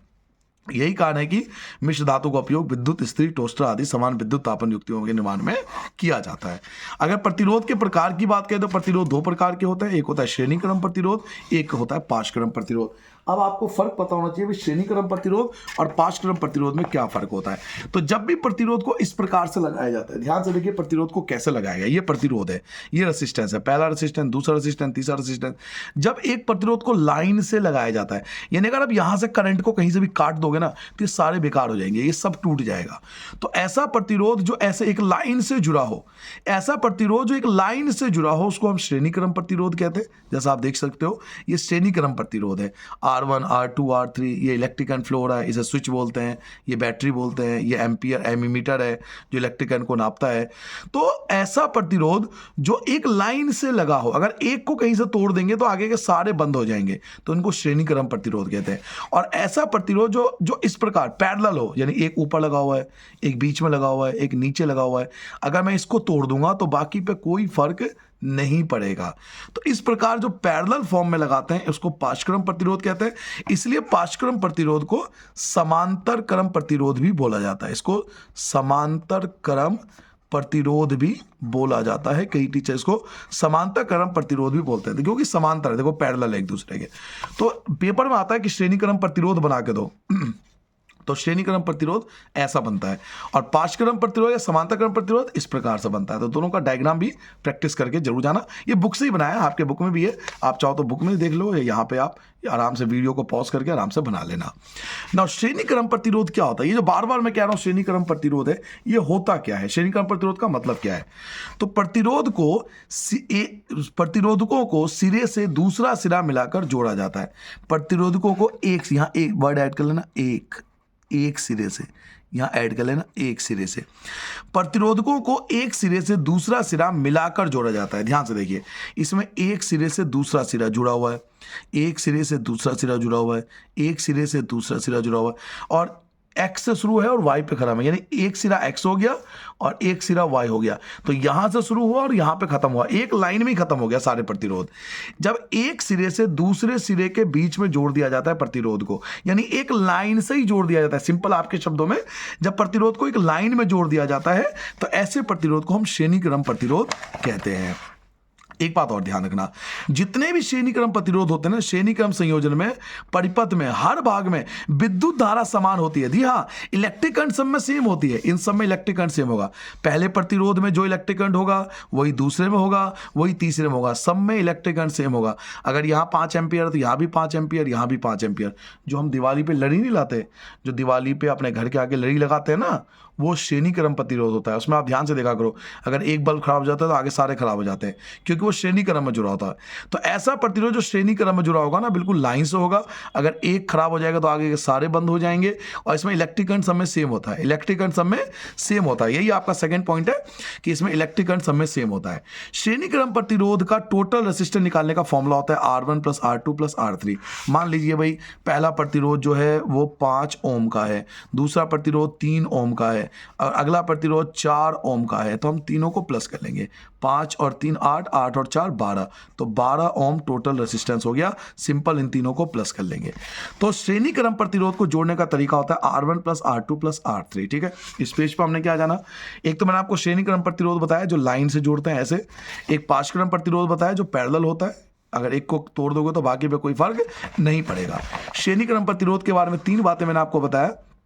इसमें एक सिरे से दूसरा सिरा मिलाकर जोड़ा जाता है, इसका मतलब है एक लाइन से जोड़ा जाता है। एक सिरा ये रहा, एक सिरा ये रहा, इनके बीच में जोड़ा जाता है। दूसरा मैंने बताया कि विद्युत धारा, हर भाग में विद्युत धारा समान रहता है। अगर एक के पास 5 एम्पियर है तो 5 एम्पियर 5 एम्पियर, सब पे 5 एम्पियर होगा। इलेक्ट्रिक करंट सब में सेम रहता है। और इसका टोटल रेजिस्टेंस निकालने का फॉर्मूला होता है R1 + R2 + R3। नो अगला पेज लेके आता हूं। अभी खत्म नहीं हुआ, श्रेणी क्रम प्रतिरोध के बारे में 3 बातें और जानेंगे। जैसे कि यदि एक परिपथ टूट जाता है, यानी कहीं से भी अगर एक खराब हो गया, टूट जाता है, तो सभी परिपथ काम करना बंद कर देते हैं। यही मैंने आपको बताया, कोई इसमें रटने वाली बात नहीं है। इसमें आप समझने वाली बात है कि अगर एक को बंद कर दोगे तो सारे डिवाइस बंद हो जाएंगे। यह घरों के लिए उपयोगी नहीं है, घरों में हम इसका इस्तेमाल नहीं करते। हाँ, फ्यूज में इस्तेमाल करते हैं, फ्यूज में इसका इस्तेमाल किया जाता है। जैसे हमारे घरों में इलेक्ट्रिक फ्यूज है, और आजकल एमसीबी यूज होता है, miniature circuit bracket, MCB use होता है। उसे डाउन कर दो सारे बंद हो जाएंगे। तो फ्यूज में यूज होता है, एमसीबी में यूज होता है, और एमीटर में यूज होता है, एमीटर में यूज किया जाता है। इन सबों में इसका इस्तेमाल किया जाता है। बट रूम के अंदर आप देखोगे कहीं भी, घर आपके रूम के अंदर, घरों का मतलब है रूम, आपके रूम में इसका इस्तेमाल श्रेणी क्रम प्रतिरोध का नहीं होता। ऐसा नहीं है कि आप पंखा बंद करोगे तो आपकी लाइट एसी सब बंद हो जाएगा, तो घरों में इस्तेमाल नहीं होता। और इसका टोटल वोल्टेज निकालने का तरीका होता है V1 + V2 + V3, यानी वोल्टेज समय अलग अलग होता है। सबके वोल्टेज को प्लस कर देंगे तो टोटल वोल्ट आ जाएगा। सबके बीच विद्युत विभवांतर अलग अलग होता है, सारे विद्युत विभवांतर प्लस कर देंगे तो टोटल विभवांतर आ जाएगा। तो ओवरऑल घुमा फिरा के बात यह है कि जो श्रेणी क्रम प्रतिरोध होता है ना, उसमें 6 क्वालिटी होती है। जितने भी श्रेणी क्रम प्रतिरोध होंगे उसमें 6 क्वालिटी होंगी, जो मैंने अभी आपको समझाया। पहली क्वालिटी तो आपको ये बताया था कि भाई इसमें एक सिरे से दूसरा सिरा मिलाकर जोड़ते हैं, यानी एक्स और वाई के बीच में लगाते हैं। दूसरा, इसमें विद्युत धारा हमेशा समान रहती है। इसका टोटल रेजिस्टेंस निकालने का फॉर्मूला R1 + R2 + R3। अगर एक परिपथ टूट जाता है तो सारे परिपथ बंद हो जाते हैं। ये घरों में इस्तेमाल नहीं होता, फ्यूज, एमसीबी, एमीटर में इस्तेमाल होता है। और इसका टोटल वोल्टेज निकालने का तरीका होता है V1 + V2 + V3। वहीं अगर पार्श्वक्रम प्रतिरोध की बात करें या समांतर क्रम प्रतिरोध की बात करें, यानी इसकी बात करें, एक बार डायग्राम देख लो, ये है समांतर क्रम प्रतिरोध, इसको समांतर क्रम प्रतिरोध कहते हैं। अगर हम इसकी बात करें, समांतर क्रम प्रतिरोध की बात करें, तो इसमें आपको याद रखना है कि प्रतिरोध का ऐसा संयोजन जिसमें प्रतिरोधकों को 2 बिंदुओं के बीच में लगाया जाता है। इसे एंड टू एंड नहीं लगाते, इसे एक सिरे से दूसरे सिरे के बीच में नहीं लगाते, इसे 2 बिंदुओं के बीच में लगाते। 2 बिंदुओं के बीच में मतलब देखो, यहां से शुरू हुआ और पहला प्रतिरोध यहीं पर खत्म हुआ, इसके बीच में और कुछ नहीं है, इसके बीच में और कोई दूसरा रेसिस्टेंस नहीं है। यहां से शुरू हुआ, यहां पे खत्म हुआ, इनके बीच में कोई और रेसिस्टेंस नहीं है, एक ही है। यहां से शुरू हुआ और यहां पे खत्म हुआ। यानी जब 2 बिंदुओं के बीच में एक एक प्रतिरोध लगाया जाता है तो उसको पार्श्वक्रम प्रतिरोध कहते हैं। पार्श्वक्रम प्रतिरोध में, पार्श्वक्रम संयोजन में परिपथ के हर भाग में विद्युत धारा असमान होती है, यानी सबका करंट जो होगा, इनमें सबका करंट जो होगा, इन सब में जो सबका करंट होगा वो अलग अलग होगा। जैसे मान लीजिए कि भाई इसका करंट जो है वो 5 एम्पियर है, तो इसका करंट हो सकता है 4 एम्पियर हो, उसका करंट हो सकता है 6 एम्पियर हो। तो इसमें सब में करंट अलग अलग होता है। तो आप दोनों में फर्क भी बता सकते हो, दोनों में फर्क क्या है। इसका टोटल रेजिस्टेंस निकालने का फॉर्मूला होता है 1/R1, 1/R2, 1/R3। वहां पे फॉर्मूला क्या था? वहां पे फॉर्मूला ये था 1/R1 + R2 + R3। यहाँ पे फॉर्मूला क्या है? 1/R1 + 1/R2 + 1/R3। ये अपॉन में, ये सिंपल प्लस हो रहा था। R1 + R2 + R3, ये सिंपल प्लस हो रहा है, जबकि ये देखिए अपॉन में रेसिप्रोकल होकर प्लस हो रहा है। उसके बाद यदि एक परिपथ टूट जाता है, मान लो उसमें एक परिपथ टूट जाता है, आपने बंद कर दिया, तो अन्य परिपथ पर कोई प्रभाव नहीं पड़ता। दूसरों पर क्या फर्क पड़ेगा? पंखा बंद करूंगा तो लाइट थोड़ी बंद होगा, एसी थोड़ी बंद होगा। तो इस बार एक परिपथ अगर टूट जाता है तो अन्य पर कोई प्रभाव नहीं पड़ता। यह घरों में इस्तेमाल होते हैं। घर मतलब आपके रूम में, आपके कमरों में पार्श्वक्रम प्रतिरोध का इस्तेमाल होता है। अगर आप पंखा बंद करोगे तो केवल पंखा बंद होगा, अगर आप एसी बंद करोगे तो केवल एसी बंद होगा, बाकी कोई डिवाइस पे इफेक्ट नहीं पड़ेगा। और इसमें इलेक्ट्रिक करंट समय अलग अलग होता है। भाई एसी के लिए अलग इलेक्ट्रिक करंट चाहिए, बल्ब के लिए अलग इलेक्ट्रिक करंट चाहिए, पंखे के लिए अलग इलेक्ट्रिक करंट चाहिए, तो सबके लिए इलेक्ट्रिक करंट अलग अलग चाहिए। सबके इलेक्ट्रिक करंट को प्लस कर दोगे तो टोटल विद्युत धारा निकल के आएगा। तो आप दोनों में डिफरेंस देखिए। अब मैं आपको दोनों के बीच में ना कंपैरिजन कर देता हूं हाथों हाथ, तो आपको बहुत अच्छे से क्लियर हो जाएगा। इसमें क्या था, पर अगर पेपर में आ जाए ना भाई श्रेणी क्रम प्रतिरोध और पार्श्वक्रम में अंतर बताओ, श्रेणी क्रम प्रतिरोध और पार्श्वक्रम में अंतर बताओ, तो 1 2 3 4 5 6 पॉइंट इसके हो गए और 6 ही पॉइंट इसके हैं, 1 2 3 4 5 6। तो इस प्रकार से नोट्स को बनाते हैं हम लोग सभी टीचर मिलकर कि आपको कोई दिक्कत नहीं हो। अगर डिफरेंस भी आए ना तो आप डिफरेंस भी लिख सकते हो। देखो, इसमें एक सिरे से दूसरा सिरा मिलाकर जोड़ते हैं, इसमें 2 बिंदुओं के बीच में जोड़ते हैं, इसमें हर भाग में विद्युत धारा इसमें विद्युत धारा समान रहती है, इसमें हर भाग में विद्युत धारा असमान रहती है। इसका टोटल रेजिस्टेंस का फॉर्मूला ये है, इसके टोटल रेजिस्टेंस का फॉर्मूला ये है। अगला, इसमें एक परिपथ को टूट जाता है तो सभी परिपथ बंद हो जाते हैं, एक परिपथ टूट जाता है तो अन्य पर कोई प्रभाव नहीं पड़ता। घरों में उपयोग नहीं किया जाता, घरों में उपयोग किया जाता है। इसमें वोल्टेज समय अलग अलग होती है, इसमें इलेक्ट्रिक करंट समय अलग अलग होती है। क्लियर हो गया? तो दोनों में डिफरेंस भी आप बता सकते हो। नाउ अब आते हैं डेरिवेशन। ये देखिए डेरिवेशन आ गया, सीरीज का डेरिवेशन, इसे डेरिवेशन कहते हैं। डेरिवेशन मतलब फॉर्मूला प्रूव करना। अब मैंने आपको बड़ी आसानी से बता दिया कि भाई सीरीज का फॉर्मूला ये होता है R1 plus R2 plus R3, but exam में आता है प्रूफ करो, इसका डेरिवेशन दो। आप कैसे कह सकते हो कि सीरीज का formula R1 plus R2 plus R3 ही होता है? रीजन क्या है? डेरिवेशन आपसे पूछेंगे, तो मैं आपको डेरिवेशन करके दिखाता हूँ। पेज ले आता हूँ, मैं आपको डेरिवेशन सिखाता हूँ। देखिए आर का फॉर्मूला होता है R1 plus R2 plus R3। हमने मान लिया 3 रेसिस्टेंस है, आपको 2 रेसिस्टेंस भी दे सकता है, 4 रेसिस्टेंस भी दे सकता है, बट मोस्टली एग्जाम में 3 रेसिस्टेंस ही आते हैं। ये प्रूफ करना है आपको सीरीज के लिए, ऐसा मतलब सीरीज के लिए प्रूफ करना है। तो हमने पढ़ा है कि V इक्वल टू क्या होता है, I इंटू R, इसे बोलते हैं ओम का नियम। याद कीजिए, ओम का नियम था ना ये formula, V equal to I into R। तो अगर मेरे पास 3 रेसिस्टेंस है, ये पहला रेसिस्टेंस है, ये दूसरा रेसिस्टेंस है, ये तीसरा रेसिस्टेंस है, ये पहला रेसिस्टेंस, ये दूसरा रेसिस्टेंस, ये तीसरा रेसिस्टेंस, तो इसका वोल्टेज होगा V1 equal to I into R1, ये हो गया पहले का। इसका वोल्टेज होगा V2, क्योंकि वोल्टेज सब में अलग अलग होता है, I इंटू R2, ये हो गया दूसरे का। इसका वोल्टेज थर्ड होगा, voltage 3 equal to I into R3, ये हो गया तीसरा। अब तीनों को प्लस कर दो, 1 प्लस 2 प्लस 3, तीनों इक्वेशन को प्लस कर रहे हैं। जब आप तीनों को प्लस करोगे तो V1 plus V2 plus V3, तीनों प्लस हो गए, और इधर क्या प्लस होगा, ये सब प्लस हो जाएंगे, IR1 plus IR2 plus IR3। अब आपने देखा कि I सब में सेम है, ये B1 V2 B3 है, R1 R2 R3 है, बट I तो नहीं है ना, I तो सिंपल है। पता है क्यों? क्योंकि ये सीरीज है, और सीरीज में इलेक्ट्रिक करंट सब में सेम होती है। याद कीजिए, विद्युत धारा सब में सेम होती है, इसलिए I रहेगा, बाकी सब V1 V2 V3 रहेंगे, बट I चेंज नहीं होगा बेफिलहाल। तीनों को आपने प्लस कर दिया तो V1 V2 V3 एक तरफ प्लस हो जाएंगे, और IR1 IR2 IR3 एक तरफ प्लस हो जाएंगे। V1 V2 V3 मिलकर बनता है V। अभी सिखाया था ना, अभी सिखाया था, देखिए ये रही है V1 V2 V3 मिलकर बन जाता है V, टोटल वोल्टेज। तो V1 V2 V3 सब मिलके V बन गया। इन सब में कॉमन क्या है, तो I कॉमन है, I कॉमन ले लीजिए, R1 R2 R3 बचा। और V का फॉर्मूला क्या होता है, I इंटू R। अब जानते हो V का फॉर्मूला, क्या होता है, I इंटू R, ऊपर भी लिखा हुआ है V का formula I into R। V का फॉर्मूला होता है I इंटू R, V का फॉर्मूला होता है I into R, equal to I की जगह I, जैसा है वैसे लिख दो, R1 R2 और R3। I से I कैंसिल, यहाँ भी I, यहाँ भी I से I कैंसिल, तो R इक्वल टू क्या बना, R1 plus R2 plus R3, और ये हमारा रिक्वायर्ड आंसर आ जाएगा। तो इस तरह से सीरीज का डेरिवेशन करते हैं, ऐसे लगाते हैं सीरीज के लिए, बाकी नहीं लगाओगे तो नंबर नहीं करते। तो ये फॉर्मूला बनता है सीरीज का डेरिवेशन। जल्दी समझ लिए एक बार, हमारे पे 3 रेसिस्टेंस है, R1 R2 R3, इसका वोल्टेज है V1 V2 V3, ठीक है। ये सब लिखना होता है कि या तो आप डायग्राम बनाओ जैसे मैंने बनाया, या आप लिख दो कि 3 रेसिस्टेंस है, R1 R2 R3, वोल्टेज है V1 V2 V3, ये ऊपर डायग्राम बना देना। अब हमें ये प्रूफ करना है। तो ओम का नियम क्या था, V equal to I R. पहला वोल्टेज होगा V1 इक्वल टू IR1, दूसरा होगा V equal to IR2, V3 IR3। अब तीनों को प्लस कर देंगे, V1 V2 V3 प्लस हो जाएगा, और IR1 IR2 IR3 प्लस हो जाएगा। V1 V2 V3 V बनता है, I सब में से कॉमन निकालेंगे, R1 R2 R3।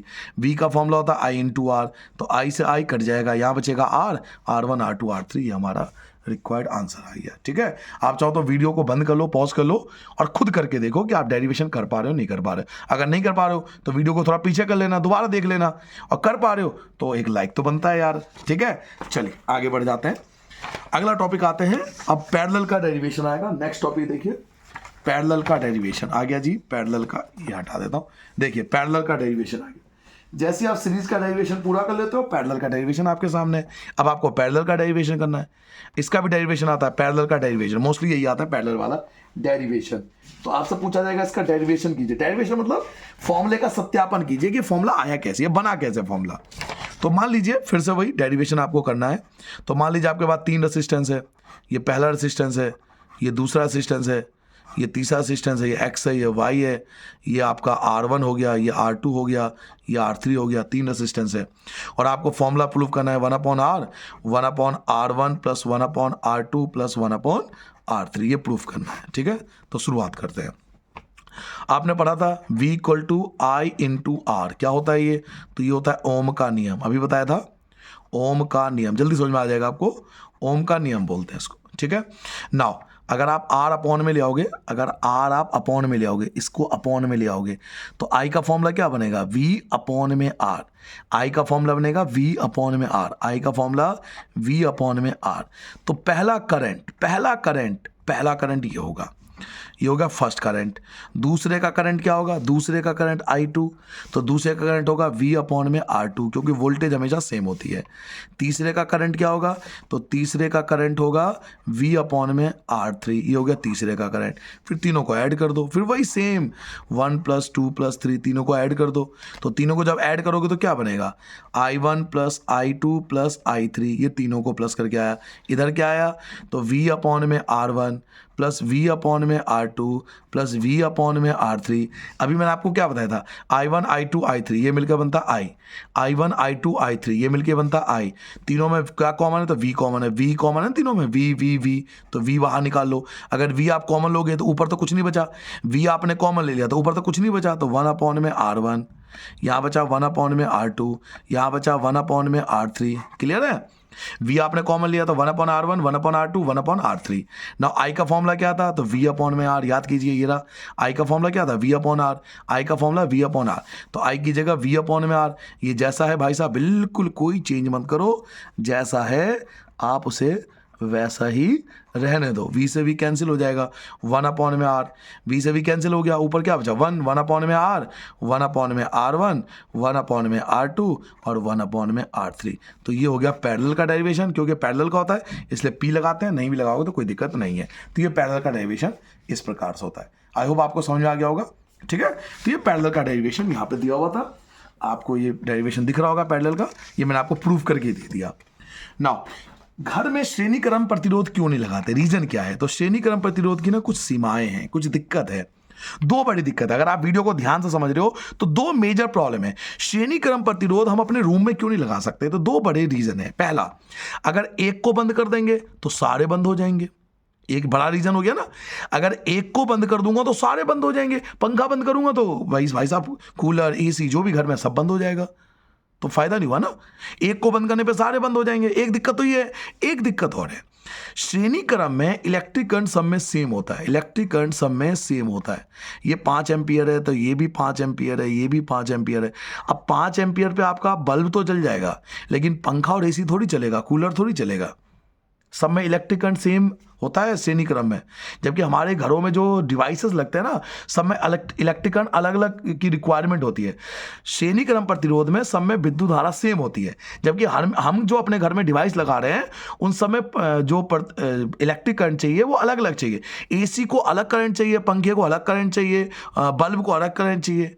तो इन दो कारणों से हम लोग इसे घर में इस्तेमाल नहीं कर सकते। यही दो कारण आपको लिखा हुआ देखिए, यह व्यवहारिक नहीं है। पहला आंसर मिल गया, व्यवहारिक नहीं है। व्यवहारिक नहीं है मतलब इसको हम लगा ही नहीं सकते। हम किसी विद्युत परिपथ में विद्युत बल्ब को और विद्युत हीटर को, एक बल्ब है और एक हीटर है, एक तो बल्ब है जो कम करंट पे चल जाएगा, एक हीटर है जिसको बहुत ज्यादा करंट चाहिए, को श्रेणी क्रम में संयोजित नहीं कर सकते। इसका कारण यह है कि इन्हें उचित प्रकार से कार्य करने के लिए अत्यधिक भिन्न अलग अलग अत्यधिक भिन्न मानों की विद्युत धाराओं की आवश्यकता होगी। एक विद्युत बल्ब को और एक विद्युत हीटर को अलग अलग करंट चाहिए ना, दोनों सेम करंट पे कैसे काम कर सकते हैं, इसलिए व्यवहारिक नहीं है। और दूसरा, जब परिपथ का एक अवयव कार्य करना बंद कर देता है तो परिपथ टूट जाता है और परिपथ का अन्य सभी अवयव कार्य करना बंद कर देता है। तो भाई बल्ब बंद कर दूंगा तो AC पंखा सब बंद हो जाएगा। तो इसलिए ये व्यवहारिक नहीं है, ये सही नहीं है। इसलिए हम अपने रूम में श्रेणी क्रम प्रतिरोध का इस्तेमाल नहीं करते। हाँ, MCB में यूज करते हैं, एमीटर में यूज करते हैं, फ्यूज में यूज करते हैं, बट रूम में यूज नहीं करते, क्योंकि दो रीजन है। व्यवहारिक नहीं है कि हम विद्युत बल्ब और विद्युत हीटर को एक ही में कनेक्ट कर दें, दोनों की रिक्वायरमेंट अलग अलग है, और एक को बंद करेंगे तो सारे बंद हो जाएंगे। अगला आता है विद्युत धारा के तापीय प्रभाव। अभी विद्युत धारा का तापीय प्रभाव क्या है, आप कोई भी डिवाइस ले लो, महंगा से महंगा, सस्ता से सस्ता, जब आप बहुत टाइम तक उसे चलाओगे तो ये हीट हो जाएगा। देखा ना आपने, मोबाइल चलाओ काफ़ी देर तक हीट हो जाता है। अब तो चलो अच्छे मोबाइल आ रहे हैं, पहले बीच में बड़ी दिक्कत आई थी जब ये चाइनीज़ मोबाइल आते थे ना, बड़े हीट होते थे। तो मोबाइल क्या हीट हो जाते हैं, लैपटॉप हीट हो जाते हैं, चला जाते हैं। तो ये हीट क्यों होते हैं, क्योंकि हर एक डिवाइस करंट को ना दो हिस्सों में कर लेता है। एक हिस्सा वो उसको ऑपरेट करता है, चलाता है, जैसे पंखा चला रहा हो तो करंट जो है ना वो कुछ करंट जाएगा ऑपरेट होने के लिए और कुछ करंट अपने पास रख लेता है डिवाइस हीट करने के लिए रेसिस्टेंस की वजह से। तो जब करंट की वजह से हमारी डिवाइस हीट होने लगती है, जब करंट की वजह से हमारा डिवाइस हीट होने लगता है तो उसको बोलते हैं विद्युत धारा का तापीय प्रभाव। यानी विद्युत धारा की वजह से जब विद्युत धारा के कारण जब हमारा यंत्र हमारा डिवाइस हीट होने लगेगा तो उसको विद्युत धारा का तापीय प्रभाव कहते हैं। विद्युत धारा बनाए रखने में खर्च हुए स्रोत की ऊर्जा का कुछ भाग उपयोगी कार्य करने में उपयोग हो जाता है। उपयोगी कार्य मतलब ऑपरेट करने के लिए। जैसे आप पंखा चला रहे हो तो मेन पंखे को चलाने का मतलब क्या, हवा देना। तो करंट का अधिकतर हिस्सा तो ऑपरेट करने के लिए यूज हो जाएगा, यानी पंखे से हवा देने के लिए। कुछ भाग उपयोगी कार्य करने में उपयोग हो जाता है। स्रोत की ऊर्जा का शेष भाग, लेकिन कुछ करंट बच जाता है, उस ऊष्मा को उत्पन्न करने में खर्च होता है, वो हीट उत्पन्न करता है जो सधात्रियों के ताप में वृद्धि करते हैं और इसकी वजह से हीट होती है डिवाइसेस। मतलब करंट जब हम किसी डिवाइस में देते हैं तो कुछ हिस्सा तो उसको ऑपरेट करता है, चलाता है, और कुछ हिस्सा डिवाइस के पास रह जाता है जो डिवाइस को हीट करता है। इसी को हम विद्युत धारा का तापीय प्रभाव कहते हैं। इस पेज पर हमने क्या जाना, हमने जाना कि श्रेणी क्रम प्रतिरोध की सीमाएं क्या, हम इसको घर में इस्तेमाल क्यों नहीं कर सकते। तो ये व्यवहारिक नहीं है। क्यों? क्योंकि हम बल्ब और हीटर को एक साथ कनेक्ट नहीं कर सकते। दोनों की जो इलेक्ट्रिक करंट की मांग है वो अलग अलग होती है। और इसमें दूसरी दिक्कत यह है कि अगर एक परिपथ को बंद कर देंगे तो सारे परिपथ टूट जाएंगे, सारे बंद हो जाएंगे। विद्युत धारा का तापीय प्रभाव, विद्युत धारा का तापीय प्रभाव ये कहता है कि डिवाइस कुछ करंट का इस्तेमाल करता है उसको चलाने के लिए, कुछ करंट अपने पास रख लेता है जिसकी वजह से वो हीट होता है। तो विद्युत धारा बनाए रखने में खर्च हुए स्रोत की ऊर्जा का कुछ भाग उपयोगी कार्य करने में उपयोग होता है और शेष भाग जो है वो ऊष्मा उत्पन्न करता है। और जब ऊष्मा उत्पन्न करेगा ना तो आपकी जो डिवाइस वो हीट होगा। इसको विद्युत धारा का तापीय प्रभाव कहा जाता है। इसी के बाद आया था जूल का तापीय नियम, जो कि बहुत ज्यादा आपके एग्जाम में आता है। प्रीवियस ईयर के पेपर चेक कीजिए, ये बहुत ज्यादा एग्जाम में आता है। जूल का तापीय नियम, जूल का तापीय नियम, जूल्स लॉ ऑफ हीटिंग। इसमें 3 लॉ आते हैं। ये तीनों लॉ आपके सामने दिख रहा है। ये फर्स्ट है, ये फर्स्ट है, ये सेकंड है, ये थर्ड है, और तीनों मिलाकर ये फॉर्मूला बना है जिसे जूल्स लॉ ऑफ हीटिंग कहते हैं। आप इसे अपनी भाषा में भी लिख सकते हो। जैसे H मतलब हीट, समानुपाती विद्युत धारा स्क्वायर। H मतलब ताप समानुपाती प्रतिरोध। H मतलब हीट, ताप समानुपाती टाइम। अब मैं आपको समझाता हूं इसका मतलब क्या है। जो विद्युत ताप होता है यानी कि जो हीट होता है वो समानुपाती होता है, ताप विद्युत धारा के वर्ग के समानुपाती होता है। ताप विद्युत धारा के वर्ग के समानुपाती होता है। दूसरा, ताप प्रतिरोध के समानुपाती होता है। तीसरा, ताप समय के समानुपाती होता है। क्या मतलब है सर जी, किसका मतलब क्या है? मतलब समझाता हूं। अगर आप करंट को 3 गुना बढ़ा दोगे, अगर आप करंट को 3 गुना बढ़ा दोगे तो हीट 9 गुना हो जाएगा। 3 का स्क्वायर 9। अगर करंट को 3 गुना बढ़ाओगे ना तो 3 का स्क्वायर 9, हीट 9 गुना बढ़ जाएगा। अगर करंट को 4 गुना बढ़ाओगे तो 4 का स्क्वायर 16, 16 गुना बढ़ जाएगा। अगर करंट को 2 गुना करोगे, 2 का स्क्वायर 4, यानी हीट 4 गुना हो जाएगा। हीट समझ में आ गया? जितना ज्यादा करंट बढ़ाएंगे हीट उतना ही बढ़ेगा, लेकिन स्क्वायर के साथ। यानी करंट को अगर 3 गुना कर दूंगा, आई मतलब क्या होता है करंट, विद्युत धारा। अगर विद्युत धारा को 3 गुना कर दूंगा, अगर करंट को 3 गुना कर दूंगा ना तो ये 3 गुना का स्क्वायर हो जाएगा, यानी 9 गुना हो जाएगा। लेकिन रेसिस्टेंस में सीधा सीधा होता है, 3 गुना बढ़ाऊंगा तो ये भी 3 गुना बढ़ेगा। टाइम के साथ भी ऐसी होता है, अगर 3 गुना करूंगा तो ये भी 3 गुना होगा। बाकी इसमें आपको स्क्वायर करना पड़ेगा, बाकी सब में तो सिंपल है। और ये तीनों मिलकर एक फॉर्मूला बनता है हीट का। हीट का फॉर्मूला बनता है I square multiply R multiply T. तो हीट का फॉर्मूला बन गया। इसकी वो बोलते हैं जूल का तापीय नियम। ये लिखना होता है पेपर में, इसे जूल का तापीय नियम कहते हैं। विद्युत तापन युक्तियां, फिर से याद कीजिए। विद्युत तापन युक्तियां याद है ना, आपको बताया था बहुत सारे नाम। मैंने बताया था geyser, electric iron, electric road, विद्युत टोस्टर, तंदूर, केतली, विद्युत हीटर, बताया था ना विद्युत तापन युक्तियां। तो विद्युत तापन युक्तियों में मिश्र धातु का इस्तेमाल करते हैं क्योंकि वो जलता नहीं है, बताया था ना। अब यहां पर दूसरा पॉइंट है, यहां पर आपको बताना है कि ये जो हम पढ़ रहे हैं ना, ये विद्युत धारा का तापीय नियम अभी हमने पढ़ा था। विद्युत धारा का तापीय नियम पढ़ा था ना अभी, विद्युत धारा का तापीय नियम पढ़ा था ना, विद्युत धारा के तापीय प्रभाव। इसका हम इस्तेमाल कहाँ करते हैं? तो इसका इस्तेमाल हम लोग यहाँ करते हैं। विद्युत तापन युक्तियों में विद्युत इस्त्री बनाने के लिए, विद्युत टोस्टर बनाने के लिए, विद्युत तंदूर बनाने के लिए, विद्युत केतली बनाने के लिए, विद्युत हीटर बनाने के लिए, तो हीटिंग इफेक्ट का हम लोग इस्तेमाल इन सब में करते हैं। इसके अलावा विद्युत तापन का उपयोग प्रकाश उत्पन्न करने में भी होता है, जैसे कि हम विद्युत बल्ब में, जी हाँ, हम बल्ब में भी विद्युत तापन का इस्तेमाल करते हैं। विद्युत तापन युक्तियों में इसका इस्तेमाल करते हैं हम हीटिंग का। जो आपने पढ़ा था ना विद्युत धारा का तापीय प्रभाव, तो विद्युत धारा के तापीय प्रभाव का इस्तेमाल कहाँ करते हैं हम लोग? तो विद्युत धारा का तापीय प्रभाव का इस्तेमाल विद्युत हीटर में, टोस्टर में, तंदूर में, केतली में, हीटर में, इन सब में इस्तेमाल होता है। इसके अलावा ये विद्युत बल्ब में भी इस्तेमाल होता है और इसका उपयोग फ्यूज में भी किया जाता है। कैसे किया जाता है ये आगे बताऊंगा, आगे टॉपिक आएगा, जैसे विद्युत बल्ब, विद्युत फ्यूज है ना, अलग से समझाने के लिए। तो बस अभी आप याद कर लो कि विद्युत धारा के तापीय प्रभाव का उपयोग कहाँ कहाँ होता है। तो विद्युत धारा के तापीय प्रभाव का इस्तेमाल, एग्जाम्पल दे दो, इस्त्री, टोस्टर, तंदूर, केतली, हीटर, इन सब में होता है। इसके अलावा विद्युत बल्ब में होता है और विद्युत फ्यूज में होता है। अब आते हैं विद्युत बल्ब के ऊपर। विद्युत बल्ब में कैसे होता है? बल्ब को अगर आप ध्यान से देखोगे तो बल्ब के अंदर आपको दिखाई, पुराने बल्ब में ध्यान से देखना, नए बल्ब में तो आपको दिखाई देगा, पुराने बल्ब में आपको ऐसे दिखाई देगा, दो कनेक्ट होंगे, बीच में एक पतला सा तार होगा। इसको बोलते हैं टंगस्टन। टंगस्टन बोलते हैं, टंगस्टन बोलते हैं। और ये एक मिश्र धातु से बनता है। ये टंगस्टन एक मिश्र धातु है। ये एक मिश्र धातु है। टंगस्टन क्या है? एक मिश्र धातु है। ठीक है, इसको हम तंतु बोलते हैं, तंतु, फिलामेंट, इसको तंतु बोलते हैं। ये जो बीच में होती है लाइन, इसको तंतु बोलते हैं। और ये मिश्र धातु से बनता है, उसका नाम है टंगस्टन। तो विद्युत बल्ब में आपको याद रखना है, बल्ब तंतुओं के बनने के लिए, बल्ब के तंतुओं को बनाने के लिए टंगस्टन का उपयोग होता है। टंगस्टन कौन है? टंगस्टन एक मिश्र धातु है। हम इसमें मिश्र धातु का इस्तेमाल करते हैं ताकि ये गर्म होकर जल ना जाए। इसका गलनांक 3380 डिग्री सेल्सियस होता है। याद रखना, विद्युत बल्ब में जो टंगस्टन इस्तेमाल होता है ना, इसका गलनांक होता है 3380 डिग्री सेल्सियस। इसके अंदर दो गैस का इस्तेमाल होता है। विद्युत बल्ब में ना दो गैसों का इस्तेमाल करते हैं, नाइट्रोजन और आर्गन, जो कि ग्लो करने में हेल्प करता है बल्ब को। विद्युत फ्यूज की बात करें, इलेक्ट्रिक फ्यूज की बात करें, तो यह परिपथों तथा साधात्रियों की सुरक्षा किसी भी अनावश्यक रूप से विद्युत धारा को उसमें प्रभावित नहीं होने देकर करता है। क्या मतलब है सर जी? मैं बताता हूं। देखो, ये आपका मीटर है, ठीक है, ये कौन है? मीटर। अब आपके पास करंट आ गया, मीटर जो है ना करंट देगा फ्यूज को, फ्यूज के बाद आपके घर में जाएगा।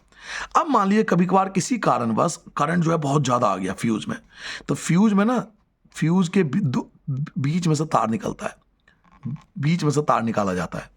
अब मान लीजिए किसी कारण से ना करंट आ गया बहुत ज्यादा, तो पता है क्या होगा? ये जो फ्यूज है ना, फ्यूज ये हीट होगा, गर्म होगा, और जैसे ही ये गर्म होगा ये उड़ जाएगा, फ्यूज एकदम उड़ जाएगा। आजकल तो फ्यूज आना ही बंद हो गए, अब तो एमसीबी आता है, उड़ने की जरूरत नहीं, खट से नीचे बैठ जाता है। एमसीबी आपने देखा होगा, कभी ज्यादा करंट खींचोगे ना तो ये खट से नीचे बैठ जाएगा। जैसे ही हल्का सा हीट होता है ये तुरंत नीचे बैठ जाता है। तो यही वो आपसे कह रहा है। इसी को साइंटिफिक वर्ड में क्या बोल रहा है कि यह परिपथों तथा साधात्रियों की सुरक्षा किसी भी अनावश्यक रूप से उचित विद्युत धारा को उसमें प्रभावित नहीं होने देकर करता है। यानी ज्यादा करंट अगर फ्लो होगा तो आपको यहीं पर करंट रोक देगा, आगे फ्लो नहीं होने देगा। फ्यूज को युक्तियों के साथ श्रेणी क्रम में संयोजित करते हैं। याद है ना, मैं बताया था कि श्रेणी क्रम का जब बता रहा था, मैंने बताया था फ्यूज श्रेणी क्रम में लगाया जाता है। क्यों? क्योंकि अगर फ्यूज बंद हो जाएगा तो आगे सारे डिवाइस अपने आप बंद हो जाएंगे, आपके सारे डिवाइस घर के बच जाएंगे। तो फ्यूज को हमेशा श्रेणी क्रम में लगाया जाता है। इसका गलनांक कम होता है, फ्यूज का गलनांक कम होता है, और तापमान बढ़ने पर, अभी मैं आपको बता रहा था, जैसे इसमें टेम्परेचर बढ़ेगा, तापमान बढ़ने पर यह पिघल जाता है और परिपथ टूट जाता है। जैसे टेम्परेचर बढ़ेगा ये मेल्ट हो जाएगा, पिघल जाएगा और खट से नीचे बैठ जाएगा या उड़ जाएगा। तो ये परिपथ को तोड़ देता है ताकि करंट हमारे घरों में ना आए और हमारे घर के डिवाइस खराब ना कर दे। विद्युत शक्ति क्या होती है? इलेक्ट्रिक पावर क्या होता है? जब आप दुकानों पे जाते हो ना, जब आप दुकान पे जाते हो, आप बोलते हो 0 वॉट का बल्ब दे दो। कभी आपने सोचा ये 0 वॉट क्या बोल रहा हूं मैं? वॉट क्या है और क्यों बोलता हूं 0 वॉट? 5 वॉट, 10 वॉट, 12 वॉट क्यों बोलते हैं हम लोग? यही तो विद्युत शक्ति है, उसी को विद्युत शक्ति बोलते हैं, पावर। पावर का SI यूनिट वॉट होता है। तो पावर का मतलब क्या होता है? किसी विद्युत परिपथ में, किसी विद्युत परिपथ, मान लीजिए बल्ब आप चला रहे हो, तो विद्युत परिपथ में उपभुक्त मतलब बल्ब कितना ज्यादा विद्युत ऊर्जा कंज्यूम कर रहा है। किसी विद्युत परिपथ में उपभुक्त विद्युत ऊर्जा की जो दर है उसको विद्युत शक्ति कहते हैं। सिंपल भाषा में, आपने कितना करंट यूज किया कितने टाइम में, आपने कितना इलेक्ट्रिक करंट यूज किया कितने टाइम में, उसको विद्युत शक्ति कहते हैं। इसलिए विद्युत पावर का फॉर्मूला भी यही है, इलेक्ट्रिक करंट अपॉन में टाइम। विद्युत धारा को जब टाइम से डिवाइड करते हैं, आपने कितना विद्युत धारा यूज किया, आपके बल्ब ने कितना विद्युत धारा यूज किया कितने समय में, इसको हम विद्युत शक्ति कहते हैं। विद्युत शक्ति निकालने के 4 फॉर्मूले हैं। एक फॉर्मूला है I अपॉन में T करके, दूसरा फॉर्मूला है I स्क्वायर मल्टीप्लाई R करके, तीसरा फॉर्मूला है V इंटू I करके, और चौथा फॉर्मूला है V स्क्वायर अपॉन में R करके। अब मैं पावर के 4 फॉर्मूले क्यों बता रहा हूं? क्योंकि अलग अलग प्रीवियस ईयर के एग्जाम में आप देखोगे कभी ये फॉर्मूला इस्तेमाल होता है, कभी ये फॉर्मूला, कभी ये फॉर्मूला, कभी ये formula, depend on the question पे डिपेंड होता है। भाई I और T गिवन होगा तो पहला फॉर्मूला लगाना, V और I गिवन होगा तो ये फॉर्मूला लगेगा, V और R गिवन होगा तो ये फॉर्मूला लगेगा, I और R गिवन है तो ये फॉर्मूला लगेगा। तो इलेक्ट्रिक पावर निकालने के 4 फॉर्मूले, और हर बार एग्जाम में आता ही आता है। SI यूनिट इसका वॉट होता है। इसलिए हम जब भी दुकान पे जाते हैं तो हमें बोलना पड़ता है कि हमें कितने वॉट का बल्ब देना चाहिए। और ऐसा नहीं केवल बल्ब में यूज होता है, आप अगर कोई भी चीज़, पंखा लेने जाओगे, AC लेने जाओगे, हीटर लेने जाओगे, उसके डब्बे पे देखा करो वॉट लिखा होता है कि कितने वॉट पे काम करता है ये। 1 वॉट का मतलब क्या है? 1 वॉट का मतलब होता है 1 वोल्ट मल्टीप्लाई 1 एम्पियर। 1 वॉट का मतलब होता है 1 वोल्ट इंटू 1 एम्पियर। आप चाहो तो इसे पूरा लिख लो, 1 एम्पियर। 1 वॉट का मतलब है 1 वोल्ट इंटू 1 एम्पियर। 1 वॉट का मतलब 1 वोल्ट की मल्टीप्लाई 1 एम्पियर से कर लो, यानी 1 वॉट हो गया 1 वोल्ट एम्पियर। ऊर्जा का व्यावसायिक मात्रक। ऊर्जा का व्यावसायिक मात्रक मतलब ये है कि जब हम लोग बिजली का बिल वगैरह देखोगे ना, तो उस पर हमें वॉट नहीं मिलेगा, उस पर किलोवाट आवर लिखा होता है। ऊर्जा का व्यावसायिक मात्रक होता है किलोवाट आवर। याद रखोगे, ऊर्जा का व्यावसायिक मात्रक यानी बिजली के मीटर वगैरह जो आते हैं, मीटर का बिल जो आता है, उस पर किलोवाट आवर लिखा होता है। तो ऊर्जा का व्यावसायिक मात्रक होता है किलोवाट आवर, और 1 किलोवाट आवर में 36 लाख जूल होते हैं। 1 किलोवाट आवर में 36 लाख जूल होते हैं, यानी 36 लाख जूल यूज करने के बाद वो 1 किलोवाट आवर बनता है। तो हम 1 किलोवाट आवर को शॉर्ट में ऐसे लिखते हैं, 3.6 इंटू 10 की पावर 6 जूल। इसी को 1 किलोवाट आवर को 1 यूनिट बोलते हैं। तो जब आपके घर में आता है ना कि आपने 100 यूनिट यूज़ करा, तो 100 यूनिट का मतलब है 100 किलोवाट आवर। जैसा आपका बिजली का बिल आया, उसमें लिखा हुआ है कि भाई इस महीने आपने 185 किलोवाट आवर यूज़ करा, तो 185 किलोवाट आवर का मतलब है 185 यूनिट यूज़ किया आपने। यूनिट मतलब किलोवाट आवर। ऊर्जा का व्यावसायिक मात्रा किलोवाट आवर, और 1 किलोवाट आवर में 3.6 इंटू 10 की पावर 6 जूल होता है। इस पेज पर हमने क्या जाना? मैंने आपको बताया कि फ्यूज क्या करता है। तो फ्यूज हमारे मीटर्स होता हुआ जब फ्यूज में जाता है ना इलेक्ट्रिक करंट, तो करंट अगर ज़्यादा है तो फ्यूज के जो ये तार है ना मेल्ट हो जाता है, पिघल जाते हैं, और परिपथ यहीं पे टूट जाता है, आगे करंट जाने ही नहीं देता।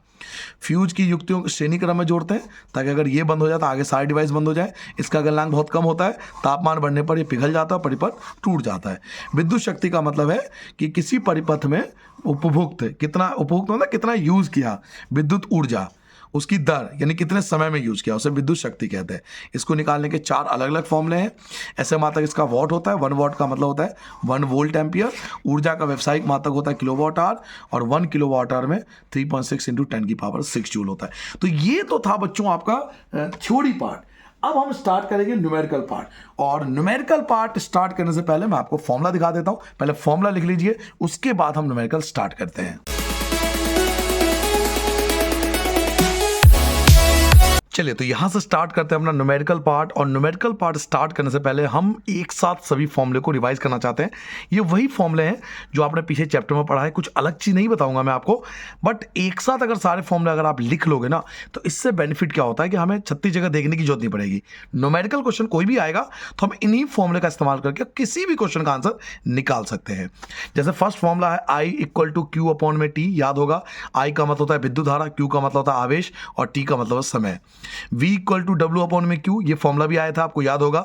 V का मतलब था विद्युत विभवांतर, W का मतलब था वर्क कार्य, और Q का मतलब होता है आवेश। V का मतलब विद्युत विभवांतर, I का मतलब विद्युत धारा, R का मतलब रेसिस्टेंस। R का मीन्स रेसिस्टेंस, ये रॉ था, रॉ जिसको रेसिस्टिविटी कहते हैं। L का मतलब है लेंथ, और A का मतलब है एरिया। V1 V2 V3 सारे मिलकर टोटल वोल्टेज आता है। ऐसे I1 I2 I3 मिलकर टोटल करंट निकल के आता है। सीरीज के लिए फॉर्मूला था R1 plus R2 plus R3 और पैरेलल के लिए फॉर्मूला था 1/R1 1/R2 1/R3।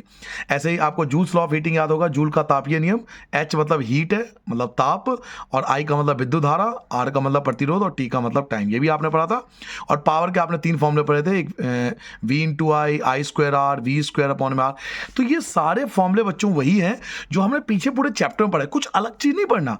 बट मैं हमेशा न्यूमेरिकल क्वेश्चन ऐसे प्रेफर कराता हूँ कि एक साथ सारे फॉर्मूले एक जगह लिख लीजिए। इससे होगा क्या कि हम दुनिया का कोई भी क्वेश्चन करें, हम इसी फॉर्मूले का इस्तेमाल करके आंसर निकाल सकते हैं।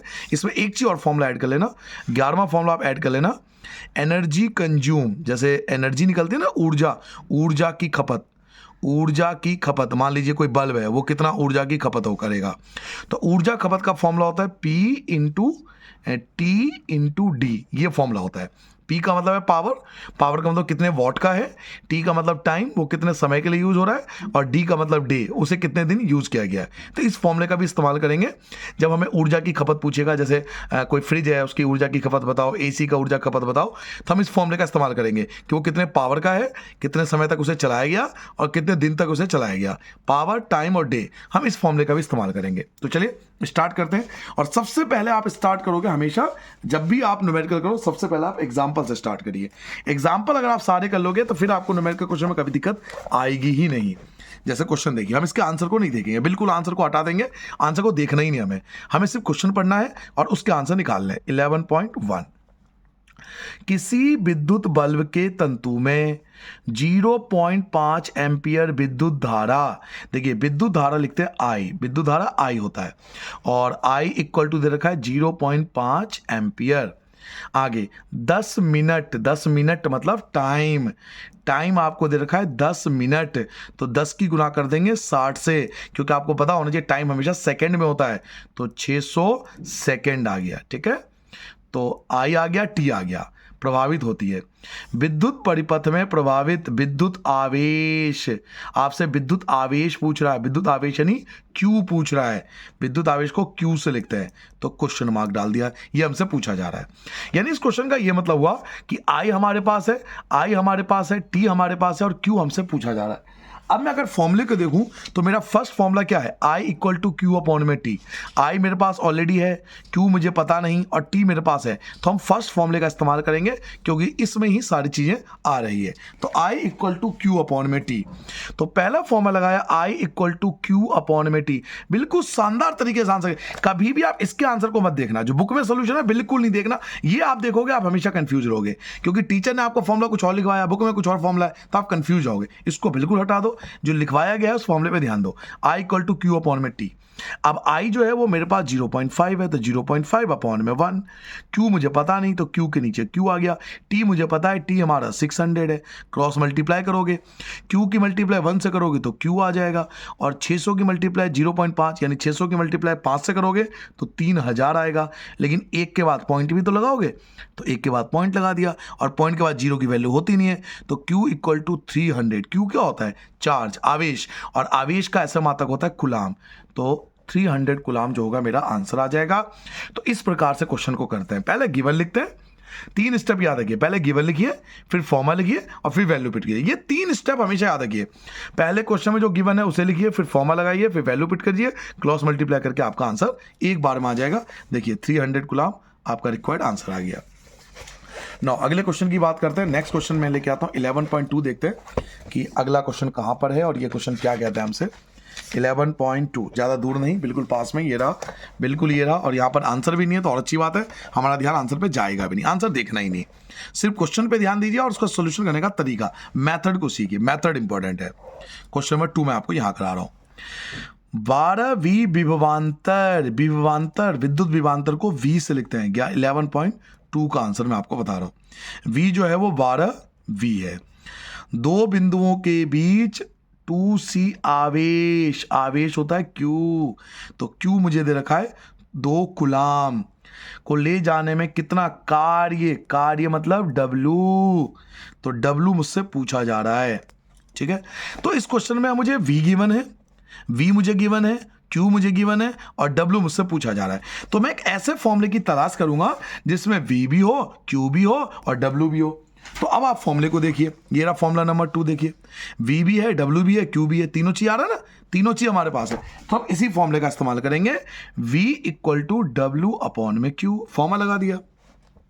V मेरे पास है, V कितना है तो 12 है, अपॉन में 1 लिख दो। W हमें पता नहीं है, क्वेश्चन मार्क है। Q कितना है तो 2 है, क्रॉस मल्टीप्लाई कर दो, W1 जा W और 12 की 2 से करोगे 24, वर्क को जूल में नापते हैं। तो ये आपका रिक्वायर्ड आंसर आ गया, सिंपल। अब इसका आंसर मैच करके देख लेते हैं, एक बार देख लीजिए, बिल्कुल यही आंसर आएगा। देखिए ये रहा 24 जूल, दिख रहा है आपको 24 जूल, ये रहा, तो यही आंसर था हमारा। नाउ नेक्स्ट एग्जाम्पल बात है, 11.3 ढूंढते हैं, 11.3 कहाँ है, और फिर हम उस एग्जाम्पल को करेंगे। ये रहा, मिल गया आपका एग्जाम्पल 11.3, देखिए ये रहा एग्जाम्पल 11.3, और आंसर को बिल्कुल बंद कर देंगे, आंसर दिखेगा नहीं तो हमारा ध्यान उस तरफ जाएगा भी नहीं। ठीक है, मैं दूसरा पेज ले लेता हूँ, एक बार मैं दूसरा पेज ही ले लेता हूँ, ये लीजिए, आंसर को बिल्कुल बंद कर देना, आंसर देखना ही नहीं। ठीक है, सिर्फ क्वेश्चन पढ़ेंगे और उसके हिसाब से आंसर ढूंढेंगे। 11.3 कर रहा हूं मैं, और हम ए पार्ट करेंगे पहले, क्योंकि ए पार्ट लिखा हुआ है। यदि किसी विद्युत बल्ब के तंतु का प्रतिरोध होता है आर 1200 ओम, आर मिल गया, बल्ब 220 वोल्ट यानी वी मिल गया 220 वी, स्रोत से कितनी विद्युत धारा यानी आई क्वेश्चन मार्क, मेरे पास आर है, मेरे पास वी है और मेरे पास आई है, तीन चीज़ों की बात हो रही है, आर वी आई। तो ओम्स लॉ लगेगा, सिंपल सी बात है, क्योंकि ओम्स लॉ में आता V equal to I into R, Ohm's law का फॉर्मूला होता है ये, तो फॉर्मूला लगा दिया। वी कितना है तो वी हमारे पास 220 है, आई कितना है तो आई मुझे पता नहीं है, आर कितना है तो आर है 1200। ठीक है, 220 के नीचे 220, आई के नीचे आई, और हमें पता है मल्टीप्लाई की कोई भी चीज़ इधर आओगे तो वो डिवाइड में आ जाएगा, 1200 डिवाइड में आ गया, 0 से 0 कैंसिल हो जाएगा, 2 से काटोगे 11 आ जाएगा, 2 से काटोगे 60 आ जाएगा। अब 11 को 60 से भाग कर देंगे, साइड में भाग कर लेता हूँ, 11 को भाग करोगे 60 से, कटेगा तो है नहीं, तो 0 पॉइंट लगाओगे तो 0 आ जाएगा, 60 एकम 60, ये डिवाइड करोगे 50 आ गया, 0। अब ये आ जाएगा लगभग आपका कितनी बार में, 60 का पारा पड़ोगे ना तो ये जाएगा 8 बार में, शायद 8 या 9 बार में, है ना, इसके आसपास ही आएगा शायद। देखिए 8 बार में आ रहा है ना 0.18, तो सही आ रहा है 0.18, हमारा यही आ रहा है 0.18, देखिए 0.18, तो 0.18 एम्पियर, क्योंकि इलेक्ट्रिक करंट को आई में नापते, एम्पियर में नापते, तो ये आपका रिक्वायर्ड आंसर आ गया। तरीका देख लिया कैसे करा, आर था, वी था, आई नहीं था, फॉर्मूला लगा दिया, वैल्यू पुट करके डिवाइड में लिया है, आंसर आ गया एक बार में। तो तरीके पता होंगे तो आपको कभी भी दिक्कत नहीं होगी। वहीं पे बी पार्ट देखते हैं, अभी बी पार्ट भी है, बी पार्ट देखेंगे। बी पार्ट में क्या है, किसी विद्युत हीटर की कुंडली का प्रतिरोध मतलब आर मिल गया 100 ओम, विद्युत हीटर 220 वोल्ट, वी मिल गया 220, कितनी धारा मतलब आई मुझसे पता नहीं तो आई क्वेश्चन मार्क। ठीक है, आर गिवन है, वी गिवन है और आई हमें पता नहीं है, तो फिर से formula V equal to I into R, V है 220, आई मुझे पता नहीं, आर मेरा है 100, 220 के नीचे 220, आई के नीचे आई, मल्टीप्लाई की चीज़ यहाँ आ जाएगी डिवाइड में, 0 से 0 कट गया, 22 को 10 से भाग करोगे तो 2.2 आ जाएगा एम्पियर, जब 22 को 10 से भाग करोगे तो 2.2 आ जाएगा, तो ये हमारा रिक्वायर्ड आंसर आ गया। ठीक है, देख लिया आपने। नाउ अगला एग्जांपल आते हैं 11.4, देखिए 11.4 आ गया, आंसर नहीं देखना, बिल्कुल सिर्फ क्वेश्चन को देखना है, क्वेश्चन को देख के हमें आंसर को अटेंड करना है, सिर्फ क्वेश्चन को देखिए और आंसर हम खुद करेंगे। चलिए अगला एग्जांपल ले आते हैं, 11.4 लिख लेता हूं यहां पर, एग्जाम्पल 11.4, जब कोई विद्युत हीटर विद्युत स्रोत से 4 एम्पियर विद्युत धारा होता है आई, यानी आई मिल गया मुझे 4 एम्पियर, तब उसके टर्मिनलों के बीच विभवांतर है वी 60 वी। उस समय, अब यहां से क्वेश्चन दूसरा हो गया, उस समय विद्युत हीटर कितने, यहां से क्वेश्चन बदल गया, क्वेश्चन पे ध्यान दो, कह रहा है कोई हीटर है जो 4 एम्पियर विद्युत धारा लेता है, उसके टर्मिनल के बीच 60 वोल्ट है, उस समय विद्युत हीटर कितना विद्युत धारा लेगा जब उसका विभवांतर 60 की बजाय 120 हो जाएगा। तो यहां से क्वेश्चन अलग हो गया, तो हम बाद में पढ़ेंगे, पहले पहला पार्ट करते हैं, ये इसका पहला पार्ट कहलाएगा। अब ओम्स लॉ के अनुसार अगर आप ध्यान से देखोगे तो आई है, वी है, क्या नहीं है, आर नहीं है, ओम्स लॉ याद है ना, तीन चीज होना चाहिए, आई वी आर, आई है वी है हमारे पास, आर नहीं है, तो आर क्वेश्चन मार्क डाल दिया। अब वी इक्वल टू फॉर्मूला लगाएंगे आई इंटू आर, वी मेरे पास है 60, आई मेरे पास है 4, रेसिस्टेंस मुझे पता नहीं, 60 की जगह 60, आर की जगह आर, मल्टीप्लाई की चीज़ आती है डिवाइड में, 60 को 4 से काटोगे तो ये 15 ओम आ गया, तो रेसिस्टेंस आ गया आपका 15 ओम, पहले पार्ट का आंसर। अब इसी में दूसरा पार्ट भी है, दूसरा पार्ट देखो क्या कहता है कि वही हीटर है, अगर उसी हीटर को विद्युत धारा कितना लगेगा, कह रहा आई कितना लगेगा जब उसका विभवांतर मतलब V 120 V हो जाएगा, यानी V दे दिया 120, ठीक है। आई मुझे पता नहीं, V हमारे पास पता है 120, और R हम पहले निकाल चुके हैं, R हमारा है 15 ओम, ये हम पहले निकाल चुके हैं। आई मुझे पता नहीं, सेकंड पार्ट में आई गिवन नहीं है, विद्युत धारा पता नहीं, V गिवन है और R हम निकाल चुके हैं, ये वाला केस 15।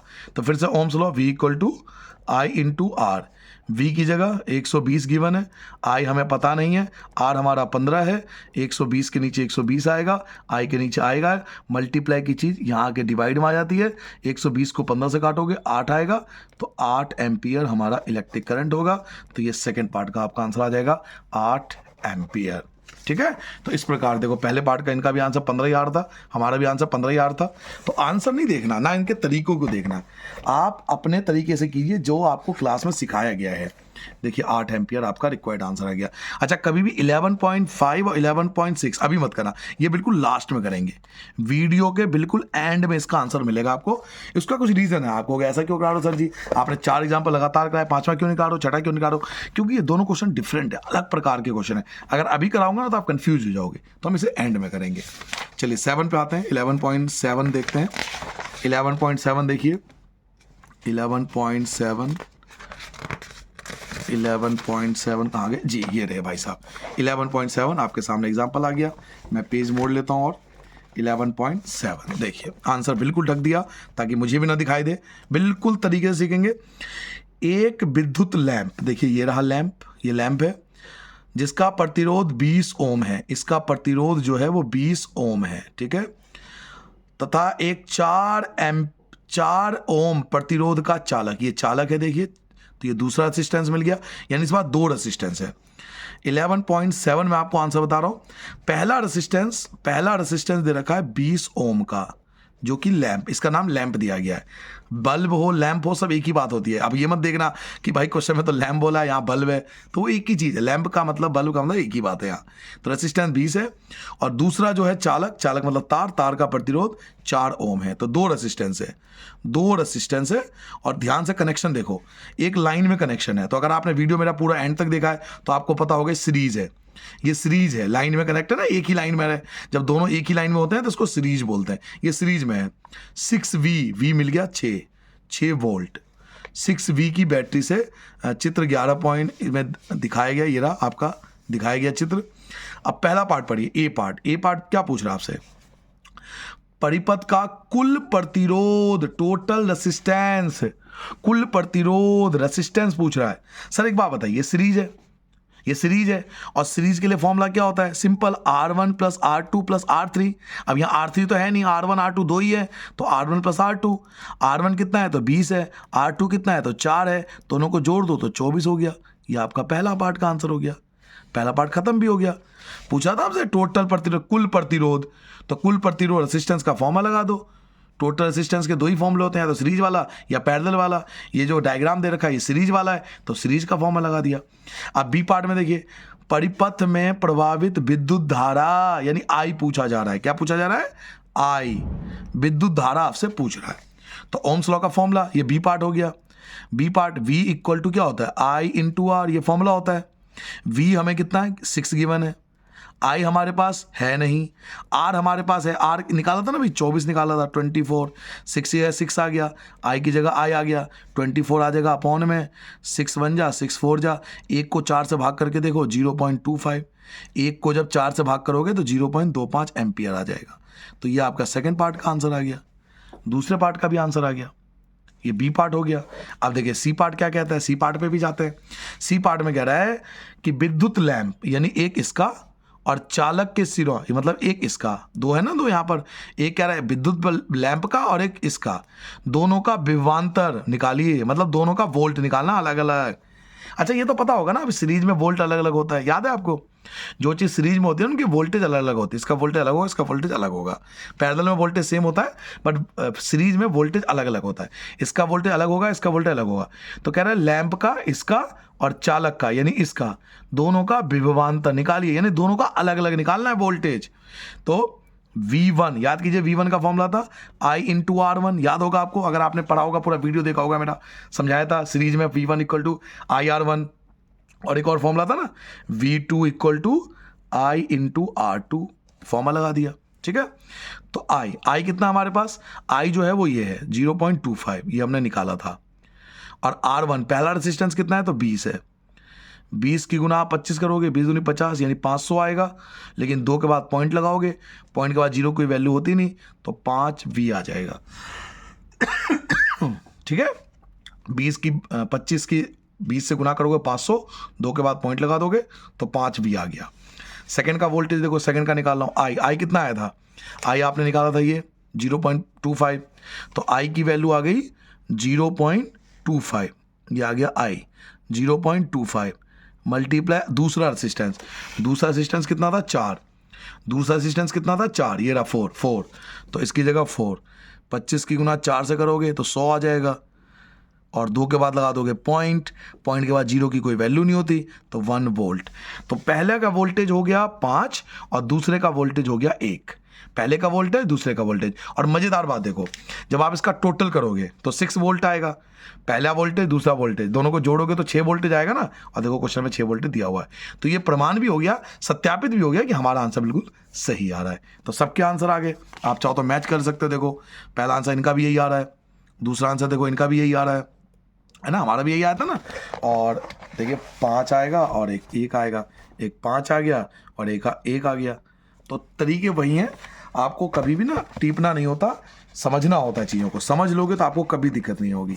11.8 पे आते हैं, 11.8 देखिए कह रहा है, पहले चित्र पे जाओ 11.10 पे, पहले 11.10 पे जाना है, चित्र 11.10, तो चित्र 11.10 ये रहा, चित्र 11.10 ये देखिए पैरेलल है, दिख रहा है पैरेलल है, समांतर है, R1 R2 R3 पैरेलल, ये पैरेलल दिया हुआ है, बस हमें इतना ही पता करना था कि सीरीज है या पैरेलल है, तो ये पैरेलल है, R1 R2 R3 ये तीनों पैरेलल है, ठीक है। अब हमें डायग्राम की जरूरत नहीं पड़ेगी, इसमें आपको दिखाया गया कि 3 प्रतिरोध है R1 R2 R3, जो आपने देख भी लिया कि पैरेलल है, 5 10 30 तीनों की वैल्यू दे दी, तो हम तीनों की वैल्यू लिख लेते हैं, ठीक है, यहां पर हम सबकी वैल्यू लिख लेते हैं,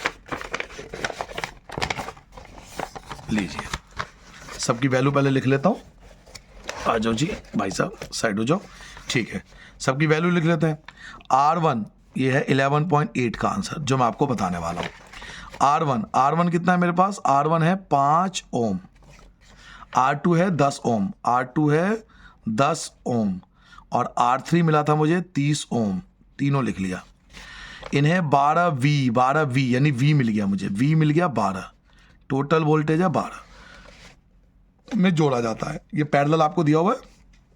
अब आपसे कह रहा है प्रत्येक मतलब होता है अलग अलग, प्रत्येक वर्ड का ही मतलब है अलग अलग, प्रत्येक प्रतिरोध से प्रभावित विद्युत धारा, यानी वो आई पूछ रहा आई, लेकिन अलग अलग पूछ रहा है, तीनों का अलग अलग बोला ना, प्रत्येक मतलब अलग अलग, सबका अलग अलग आई निकालना है। तो अगर आपने वीडियो देखा होगा मेरा पूरा, तो आपको याद होगा I1 का मैंने फॉर्मूला बताया था, V/में R1, याद करो जब मैं आपको सीरीज वाला पैरेलल वाला प्रूफ कर रहा था। I2 का मैंने आपको फॉर्मूला बताया होगा V/में R2, याद करो जल्दी से, और I3 का फॉर्मूला बताया था V/में R3, याद आया? ये फॉर्मूला मैंने आपको लिखाया था जब मैं पैरेलल प्रूफ कर रहा था, जब डेरिवेशन कर रहा था फॉर्मूले का, तो उस समय सिखाया था ये। तो ये हो गया पहले पार्ट का आंसर। V क्या है हमारे पास, 12 है, R1 कितना है 5 है, तो 12 को आप 5 से डिवाइड कर दो, 2.4 के आसपास आएगा, तो 2.4 एम्पियर आपका पहला आंसर आ गया। दूसरा V क्या है हमारे पास, V हमारे पास 12 है, और R2 कितना है, तो R2 हमारे पे 10 है, R2 है ना 10, ये रहा 10, तो 1.2 एम्पियर, भाग करोगे ना 12 को 10 से भाग करोगे 1.2 आ जाएगा। V कितना है, V हमारे पास 12 है, सब में 12 सेम है, और R3 कितना है, तो R3 30 है, तो आप डिवाइड करोगे 6 से कट जाएगा, 6 दूनी 12 और 6 पंचे 30, 2 को 5 से भाग कर लो तो 0.4 एम्पियर। तो ये पहला करंट, ये दूसरा करंट, ये तीसरा करंट, तीनों के अलग अलग निकालिए। अलग अलग क्यों निकाले? क्योंकि उन्होंने बोला है, प्रत्येक वर्ड का यूज किया है। प्रत्येक का मतलब होता है सबका अलग अलग निकालना है। प्रत्येक मतलब तीनों का अलग अलग वैल्यू निकाल के देनी है। प्रत्येक वर्ड बोला है ना, तो अलग अलग निकालना है। इसका ये मतलब है तीनों की वैल्यू अलग अलग निकालनी है। अब प्रत्येक का निकल गया। अब अगला पार्ट पढ़ते हैं, क्या पूछ रहे हैं हमसे। नेक्स्ट पार्ट हमसे पूछ रहा है, सेकंड पार्ट देखिए, बी पार्ट क्या कह रहा है, परिपथ में प्रभावित कुल विद्युत धारा, यानी अब पूछ रहा है टोटल बताओ, तो तीनों को प्लस कर लेंगे। ये जो अलग अलग निकाला है ना, इन तीनों को प्लस कर लेंगे। सेकंड पार्ट बी पार्ट देखिए, टोटल करंट, तो I1 plus I2 plus I3 तीनों को ऐड कर दो, टोटल करंट आ जाएगा। पहला है 2.4, दूसरा है 1.2, तीसरा है 0.4। प्लस करना आपको आता होगा, पॉइंट के नीचे पॉइंट, पॉइंट के नीचे पॉइंट, ऐसे प्लस करते हैं। 2.4, 1.2, 0.4, तो इनको प्लस करोगे 10, 1, और इन सबको प्लस करोगे तो ये 5 है ना, ये आएगा ना, 3 और 1 4 आएगा ना, बस 4 ही आएगा ना भाई। हाँ 4 ही आ रहा है, ठीक है 4 आ रहा है। तो 4 एम्पियर आपका रिक्वायर्ड आंसर आ गया। ठीक है, ये 4 एम्पियर आपका आंसर आ गया सेकंड पार्ट का। क्या थर्ड पार्ट भी है? देख लेते हैं। हाँ थर्ड पार्ट भी है। परिपथ में कुल प्रतिरोध, अब पूछ रहा है कुल प्रतिरोध। अब कुल प्रतिरोध के दो ही फॉर्मूले होते हैं, या तो सीरीज वाला या पैरेलल वाला। और डायग्राम क्या था? पैरेलल वाला। कुल प्रतिरोध के दो फॉर्मूले होते हैं, या तो सीरीज का या पैरेलल का। और डायग्राम आपने देखा था तो ये पैरेलल वाला था, तो पैरेलल का फॉर्मूला लगेगा। यहां सॉल्व करते हैं पैरेलल वाला, तीसरा पार्ट। तो पैरेलल का फॉर्मूला क्या था? 1/R, 1/R1, 1/R2, 1/R3, ये फॉर्मूला लगा देंगे। 1/R की जगह 1/R। R1 कितना था? तो 5 था। R2 कितना था? तो 10 था। R3 कितना था? तो 30 था। सबका एलसीएम ले लोगे, ये लिखा हुआ है R1, R2, R3, यहाँ से वैल्यू उठा लेना आप। सबका एलसीएम लोगे तो 30 आएगा। 5, 10 और 30 का एलसीएम लोगे तो 30 आएगा। 5 के पहाड़े से 30 काटोगे तो 6 बार में। 10 के पहाड़े से 30 काटोगे 3 बार में। 30 के पहाड़े 30 काटोगे 1 बार में। तो ये 10/30 आ गया, 0 से 0 कट गया, 1/3 आ गया। और यहाँ चल रहा है 1/R, चल रहा है ना, 1/R, 1/R, 1/R। Cross multiply कर दो, R की 1 से करोगे R आएगा, और 3 की 1 से करोगे 3 आएगा। तो 3 ओम हमारा रिक्वायर्ड आंसर आ गया। ठीक है, तो ये तीसरा पार्ट हो गया। अब 11.9 एग्जाम्पल पे चलते हैं। देखो 11.9 का डायग्राम बहुत अच्छा दिया हुआ है। चित्र 11.12, ये रहा चित्र 11.12, ये रहा डायग्राम। अब डायग्राम को ध्यान से देखो, इस डायग्राम को ध्यान से देखो, ये दोनों पैरेलल है, ऊपर वाले पैरेलल है और नीचे वाले भी पैरेलल है। अब इसका मतलब नहीं ये पांचों पैरेलल है, नहीं, ये कतई मतलब नहीं है। ये दोनों अलग पैरेलल है, ये तीनों अलग पैरेलल है, और ये आपस में सीरीज में कनेक्ट है। इसका कहने का मतलब ये है कि ये अलग सॉल्व होगा, ये अलग सॉल्व होगा, कभी भी एक साथ सॉल्व मत कर देना। पिछले वाले क्वेश्चन में क्या था कि तीनों पैरेलल एक साथ है, ऐसा था, फिर एक ऐसा था, फिर ऐसा था, तो तीनों पैरेलल एक साथ है। यहां पे क्या है कि 2 पैरेलल एक साथ है और 3 पैरेलल एक साथ है, तो ये अलग चीज है और ये अलग चीज है, ये अलग सॉल्व होगा, ये अलग सॉल्व होगा। ठीक है, तो पेज ले लेता हूं पहले, एक नया पेज आ जाओ भाई। लो जी, पेज आ गया आपके लिए। अब सबका रेसिस्टेंस लिख लेते हैं। पहला रेसिस्टेंस 11.9 पे आ गया। पहला रेसिस्टेंस है 10 ओम। दूसरा रेसिस्टेंस आप देख सकते हो 40 ओम, तो 40 ओम। तीसरा रेसिस्टेंस आपके पास है 30 ओम, तो 30 ओम। चौथा रेसिस्टेंस आपके पास है 20 ओम, और पांचवा रेसिस्टेंस आपके पास है 60 ओम, तो 60 ओम। सारी वैल्यू लिख ली पहले, ठीक है। और 12V लिखा हुआ है, 12V यानी V मिल गया 12V का, और संयोजित किया जाता है। अब कह रहा है कुल प्रतिरोध बताओ। पहले बोल दिया कुल प्रतिरोध, टोटल रेसिस्टेंस। तो कुल प्रतिरोध का मतलब है ये अलग सॉल्व होगा, ये अलग सॉल्व होगा, दोनों अलग अलग सॉल्व होंगे। तो कुल प्रतिरोध मतलब दो ही होते हैं ना, या तो सीरीज वाला या पैरेलल वाला। बार बार कह लो कुल प्रतिरोध दो होते हैं, सीरीज और पैरेलल। तो ये भी पैरेलल है, ये भी पैरेलल है, नीचे वाला भी पैरेलल है, तो अलग अलग सॉल्व करेंगे। पहले ऊपर वाला सॉल्व कर रहा हूँ, तो 1/R = 1/R1 + 1/R2, ये ऊपर वाला हो गया। और नीचे वाला 1/R = 1/R3, 1/R4 और 1/R5, नीचे वाला अलग सॉल्व होगा। 1/R, 1/R1, R1 कितना है तो 10 है, R2 कितना है तो 40 है। 1/R, इनका एलसीएम लोगे तो 40 आएगा। 10 के पावर में 40 4 बार में, 40 के पावर 40 1 बार में। 1/R = 5/40, 5 एकम 5 और 5 अट्ठे 40। क्रॉस मल्टीप्लाई कर दो, R1 जा R, 8 एकम 8, तो पहला आ गया 8, ऊपर वाले का आ गया 8। नीचे वाले का देखो 1/R, R3 आपका देख सकते हो वैल्यू ऊपर 30 लिखा हुआ है, R4 आपका 20 लिखा हुआ है, और R5 आपका 60 लिखा हुआ है। सबका एलसीएम लोगे तो एलसीएम 60 आ जाएगा। 30 के पावर में 60 2 बार में, 20 के पावर में 60 3 बार में, 60 के पावर में 60 1 बार में। 1/r सबको प्लस कर दोगे तो 6/60, इनको कैंसिल कर दोगे तो 1/10, क्रॉस मल्टीप्लाई कर दो तो r = 10 ओम आ गया। तो ये ऊपर वाला और ये नीचे वाला, पहला पार्ट सॉल्व कर रहे हैं। ये ऊपर वाला और ये नीचे वाला। ये 8 जो आया है ऊपर वाले के लिए है और 10 जो है वो नीचे वाले के लिए है। तो जो टोटल आएगा ना कुल प्रतिरोध कितना आया, तो ऊपर वाले के लिए 8 आया, नीचे वाले के लिए 10 आया, तो टोटल हो गया 18 ओम। ये हमारा रिक्वायर्ड आंसर आ जाएगा पहले पार्ट का।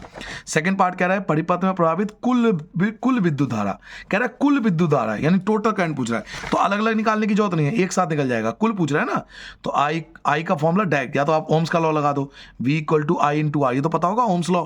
V = I × R, V कितना था 12 था, ऊपर दिया हुआ है देखो B 12 दिया हुआ है, और I हमें पता नहीं है। R आपने निकाला है अभी 18 आया था, तो 12 की जगह 12, I की जगह I, 18 देगा अपॉन में, 6 से काटोगे 6 दूनी 12, 6 × 18, 2 को 3 से भाग करो 0.666, तो 67 लिख दो। मैथ में रूल होता है कि अगर पॉइंट में 5 से बड़ी संख्या तो एक नेक्स्ट संख्या लिख देते हैं, जैसे 6666 आएगा ना तो 7 लिख के छोड़ देंगे। तो ये आपका सेकंड पार्ट आ गया। नाउ अगर 11.10 देखें, आप छोटे छोटे एग्जाम्पल हैं, ज़्यादा बड़े एग्जाम्पल नहीं है। 11.10 आ गया, निकाल दिया मैंने, 1 सेकंड लगेगा। लो जी 11.10 देखिए, जो गिवन है पहले उससे लिख लीजिए, फिर आपको कभी दिक्कत नहीं आएगी। 11.10 पे आ गया। एक विद्युत इस्त्री है, आयरन प्रेस होता है ना, वो है जो 840 वॉट का है, यानी ये पावर है। 11.10 करा रहा हूँ मैं, पावर आपको दे दिया 840 वॉट पावर मिल गया। और दूसरा है, कह रहे एक इस्त्री है जो अधिकतम तापमान 840 का होता है और 300 वाट होता है उसका जब लो होता है, मतलब जब हम आयरन प्रेस को गर्म करते हैं ना, तो एक तो सबसे ज़्यादा हीट होता है तो उस समय इतना है पावर यू कंज्यूम करता है, और जब कम हीट करता है तो 360 का करता है। वो ये कह रहा है क्वेश्चन में, एक विद्युत इस्त्री में अधिकतम तापमान, अधिकतम मतलब मैक्सिमम 840 वाट यूज होती है तथा 360 वाट की दर से उस समय उपभुक्त होती है जब तापमान की दर निम्नतम होती है। तो जब सबसे ज़्यादा हीट होगा तो इतना वाट, और सबसे कम हीट होगा तो इतना वाट, तो ये ज़्यादा के लिए कम के लिए। और वोल्ट दोनों के लिए सेम होगा, क्योंकि घर में यूज़ होता है ना, तो घर की चीज़ें पैरेलल होती है, वोल्ट दोनों के लिए सेम होगा, 220 वोल्ट पे काम करेगा। तो कह रहा है दोनों स्थिति में विद्युत धारा निकालो, यानी इसके लिए भी आई निकालना है और इसके लिए भी आई निकालना है, दोनों के लिए आई अलग अलग निकालना है। तो आपको याद होगा पावर का फॉर्मूला था V × I, याद करो पावर का फॉर्मूला था V × I, याद है ना, पावर का फॉर्मूला V × I लिखवाया था। पावर कितना है 840 है और V हमारे पास है 220, इनटू में I, तो 840 लिख दोगे ऊपर, 840 लिख दोगे ऊपर और I की जगह I आ जाएगा, और ये जो 220 है, ये जो 220 है मल्टीप्लाई या डिवाइड में आ जाएगा 220, 0 से 0 कैंसिल, 2 से काटोगे तो ये आ जाएगा 42, 2 से काटोगे 11, तो 42 को भाग करना है 11 से, 42 को भाग करना है 11 से, तो यहाँ साइड में भाग कर लो, 42 को भाग करोगे 11 से। देखो इनका भी आंसर ये आ ना 220, ये आपने सॉल्व करा यहाँ पर, तो ये यहाँ पर पावर आ रही है ना, तो इतना ऐसे ही आंसर हमारा भी है। 11 या 33 आ गया, तो ये बचा होगा शायद 9, पॉइंट लगा दोगे तो 0, 11 × 88 आ गया, तो 3.8 के आसपास आएगा, 3.82 आ रहा है ना, तो 3.8 के आसपास आएगा, तो 3.82 या 8 जो भी लिख सकते हो आप, पॉइंट के बाद एक संख्या भी निकाल दोगे तो बहुत है। तो ये पहले पार्ट का आंसर हो गया। दूसरा पार्ट देखो, पावर कितना है तो 360 है, V कितना है तो 220 है, I हमारे पास है नहीं, 360 = I, 220 आ जाएगा अपॉन में, 0 से 0 काट दो, 2 से काटोगे 18, 2 से काटोगे 11, तो ये 1 पॉइंट कुछ आएगा, तो 1 पॉइंट देखो 1.64 है ना, 1.64 वो डिवाइड कर लेना, आप डिवाइड तो कर ही लोगे आप, 18 को 11 से भाग कर लेना, तो ये आपका सेकेंड पार्ट का रिक्वायर्ड आंसर आ जाएगा। ठीक है, नाउ अगला पार्ट पढ़ते हैं 11.11, एक पेज ले लेता हूँ, 11.11 एग्जाम्पल नंबर 11.11।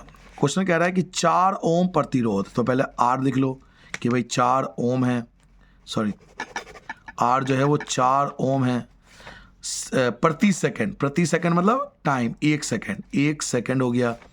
100 जूल ऊष्मा मतलब हीट, पहले हमेशा गिवन लिखा करो, जो चीज़ गिवन है लिख लो, R मिल गया, T मिल गया और हीट मिल गया। तो प्रतिरोध के सिरों पर विभवांतर V पूछ रहा है, V आपसे पूछा जा रहा है, ठीक है, बी आपसे पूछा जा रहा है। तो पहले जूल्स लॉ ऑफ हीटिंग याद करो। एच का फॉर्मूला क्या था, I square multiply R multiply T. Joule's law of heating याद है ना, फॉर्मूला था। एच हमारे पास कितना है, तो एच की वैल्यू है 100।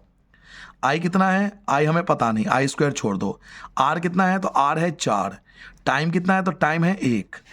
100 की जगह 100, आई स्क्वायर की जगह आई स्क्वायर, 4 1 जा 4, 100 की जगह 100, आई स्क्वायर की जगह आई स्क्वायर, मल्टीप्लाई की चीज़ आएगी डिवाइड में। 100 को 4 से भाग करोगे 25 आएगा। स्क्वायर बनता है अंडर रूट, स्क्वायर इधर आके बनता है अंडर रूट, तो 25 किसका स्क्वायर होता है, 5 का। तो लो जी आई आ गया। अब आई आ गया, अब आई आ गया और आपसे वी पूछ रहा है, तो अब आप फॉर्मूला कोई सा भी लगा दो। आप जूल्स लॉ लगा दो, आप उसका ओम्स लॉ लगा दो कि फॉर्मूला क्या था, V equal to I into R. याद है ना ओम्स लॉ का formula, V equal to I into R. तो वी तो हमारे पास है नहीं, तो वी छोड़ दो। आई तो पता है ना, आई तो आपने निकाला भी, ये रहा 5, आई 5 है। और आर कितना है, तो 4 है, गिवन है, ये रहा 4, आर 4 है। तो आई आपने 5 निकाला था, ये रहा 5, और आई की जगह 5 लिख दो, आर की जगह 4 लिख दो, तो 20 वी ये आपका आंसर आ जाएगा, ठीक है। ये देखो 20 वी, ये रहा रिक्वायर्ड आंसर। नाउ अगले क्वेश्चन पे आते हैं। नेक्स्ट क्वेश्चन देखते हैं, अगला क्या है हमारा। अगला क्वेश्चन है 11.2 एग्जाम्पल और है, मैं सब कुछ कराऊंगा, आप टेंशन मत लो। थोड़ा वीडियो मेरा इसलिए लेंथी होता है क्योंकि मैं सब कुछ करा के देता हूँ बच्चों को, बस यही फर्क समझ में आता कि शॉर्टकट जो करते हैं उनको बाद में दिक्कत आती है। देखिए 220 वी है, 11.12 वी जो है वो 220 है, वी है 220 और 0.50 विद्युत धारा। विद्युत धारा क्या होता है, तो आई, तो 0.50 एम्पियर प्रभावित होती है। तो बल्ब की शक्ति, शक्ति मतलब पावर, पी पूछ रहा है, पी पूछ रहा है, पी के सामने क्वेश्चन मार्क डाल दिया हमने। वी दे रखा है, आई दे रखा है, पी पूछ रहा है, तो पी का फॉर्मूला क्या होता है, वी इंटू आई, याद कीजिए, ठीक है। वी कितना है, तो 220 है। आई कितना है, तो 0.50, 0.5 बोलेंगे इसको 0.5 बोलेंगे, क्योंकि पॉइंट के बाद 0 लिखने का कोई फायदा है नहीं। अब आप 220 की गुना 5 से करोगे तो शायद ये 1100 आएगा, और 1 के बाद पॉइंट भी लगाओगे तो पॉइंट के बाद 0 कोई वैल्यू होती नहीं है, तो 110 वॉट, क्योंकि पावर का यूनिट वॉट होता है, तो 110 जो होगा हमारा रिक्वायर्ड आंसर आ जाएगा। वी गिवन था, आई गिवन था, पी पूछ रहा है, पी का फॉर्मूला लगा दिया, मल्टीप्लाई कर दिया, सिंपल आंसर। बताओ कितना यूनिक और कितना सिंपल तरीके से हम आंसर निकाल सकते हैं, 110 आ गया। नो ये देखिए लास्ट एग्जांपल, फिर वो 2 एग्जांपल भी कराऊंगा, पीछे जो छोड़े थे मैंने वो भी आपको सिखा दूंगा, वो भी आप कर लोगे। अब 11.13 पे आते हैं। 11.13 सारे एग्जांपल मैंने आपको कराए। 400 वॉट, 400 वॉट मतलब पावर दे रखा है 400 वॉट। अनुमत का कोई विद्युत रेफ्रिजरेटर, फ्रिज लेके आए हम, फ्रिज लेके आए घर में, जो 8 घंटे टाइम है 8 घंटे प्रतिदिन, तो ये टाइम है 8 घंटे हम रोज चलाते हैं। 3 रुपए के हिसाब से किलोवाट आवर की दर से 30 दिन, यानी डे मिल गया 30, डे कितना मिला, 30 दिन का डे मिला। चलाने में कितनी ऊर्जा का मूल्य होगा, कितना पैसा खर्च होगा। आप एक फ्रिज लेके आए, जैसे आप 8 घंटे चलाते हो तो 3 रुपए के हिसाब से 30 दिन में कितने का बिल आएगा, अगर वो 400 वॉट का है। तो देखिए 3 चीज हमें क्वेश्चन में दिया, पावर दे रखा था, टाइम दे रखा था, और कितने दिन आप चलाते हो, ये तो गिवन था ना। तो हम पहले निकालेंगे ऊर्जा की खपत, कि भाई ये कितना खपत करता है, ऊर्जा कितना कंज्यूम करता है। तो इसका फॉर्मूला होता है power into time into day, या आप आगे पीछे भी लिख सकते हो, पी डी टी या पी टी डी, कुछ भी लिख लो। पावर कितना है 400 है, टाइम कितना है तो 8 घंटे है, डे कितना है तो 30 है, सबकी मल्टीप्लाई कर दो, ठीक है। 8 चौक 32 और 32 की 3 से करो, शायद 96,000 आएगा, सारा मिला के 96,000 आना चाहिए। हाँ सही है, 96,000 आ रहा है, ठीक है। तो ये जो 96,000 आया ये वॉट आ रहा है, लेकिन बिल जो आता है ना वॉट आवर में नहीं आता, किलो वॉट में आता है। तो इसको जब किलो वॉट में कन्वर्ट करोगे तो 3 जीरो आपको हटाना पड़ेगा, 3 जीरो हटा दो तो 96 किलो वॉट आवर बोलेंगे।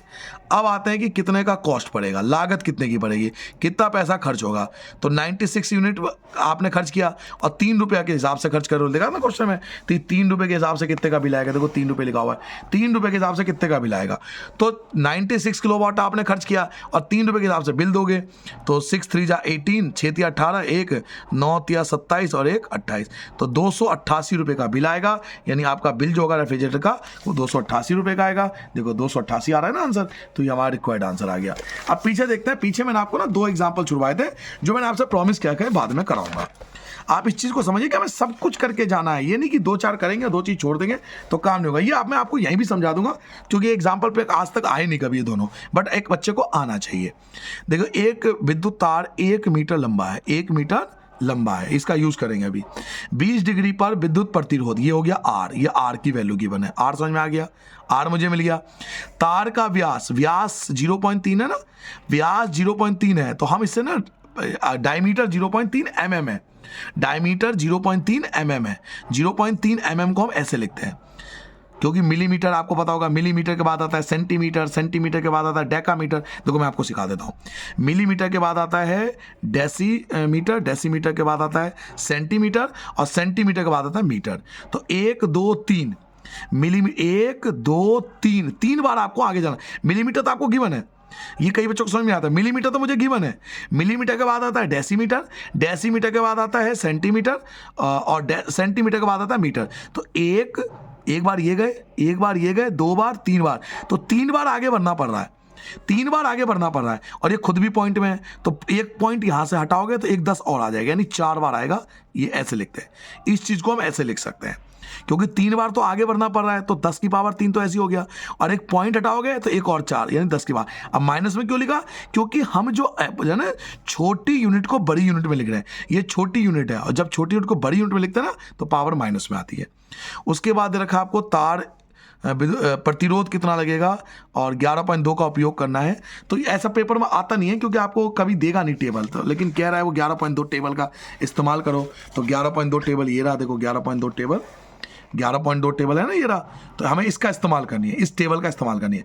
तो जैसे इस क्वेश्चन में टेबल का इस्तेमाल बोला है ना, तो आपके पेपर में टेबल का इस्तेमाल नहीं करना होगा, आपको नहीं वैल्यू गिवन होगा। कौन सी वैल्यू गिवन होगा, ये वैल्यू गिवन होती है जो क्वेश्चन में गिवन ना, ये जो है ना, ये इससे हमें पहचानना होता है कि हम किसकी बात कर रहे हैं, इससे हमें पहचानना होता है कि कौन सा तार है, तो हमें इसका यूज करना होता है इस टेबल में। तो आपको पेपर में गिवन होगा, आपको टेंशन लेने की जरूरत नहीं, देखो वैल्यू दे रखी नहीं है, तो इससे हमें पहचानना पड़ेगा कि कौन है ये, एल्युमिनियम है, निकल है, आयरन है, क्रोमियम है, वगैरह वगैरह।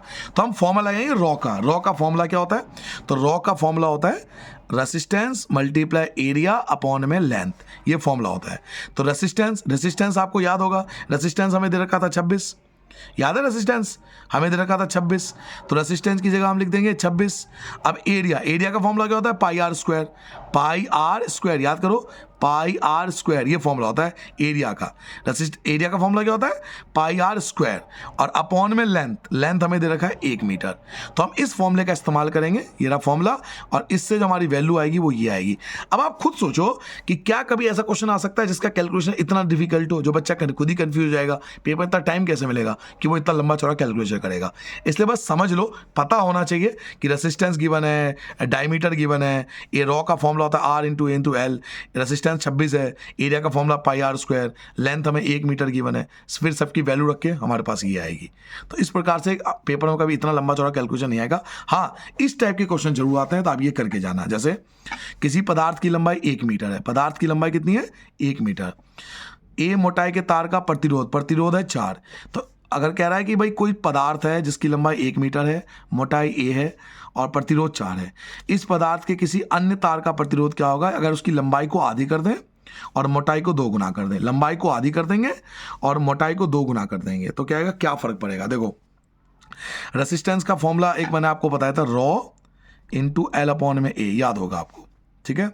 अब रेसिस्टेंस आपको दे रखा है 4, याद करो रेसिस्टेंस कितना गिवन है, 4 गिवन है ना, रेसिस्टेंस क्वेश्चन में गिवन है, रेसिस्टेंस 4 है, ये 4 है। रॉ को आप ऐसे ही छोड़ दो, रॉ को छोड़ दो। एल आपको कितना दे दिया, L अपॉन में 2, और ए कितना गिवन है, एरिया गिवन है 2A, तो 2A। रेसिस्टेंस गिवन है 4, रॉ हमें पता नहीं, एल हमें दे रखा है L/2, एरिया दे रखा है 2A। 4 की जगह 4, रॉ की जगह रॉ, एल की जगह एल, ये 2 मल्टीप्लाई होगी, इससे कटेगा नहीं, ये अपॉन में आ जाएगा, तो 4A बन जाएगा, ठीक है। तो 4 की जगह 4, या रेसिस्टेंस कोई भी लिख लो, आप रेसिस्टेंस भी लिख सकते हो। रॉ की जगह आप एक काम करो, रॉ पी की जगह रॉ की जगह रॉ, एल की जगह एल और ए की जगह ए।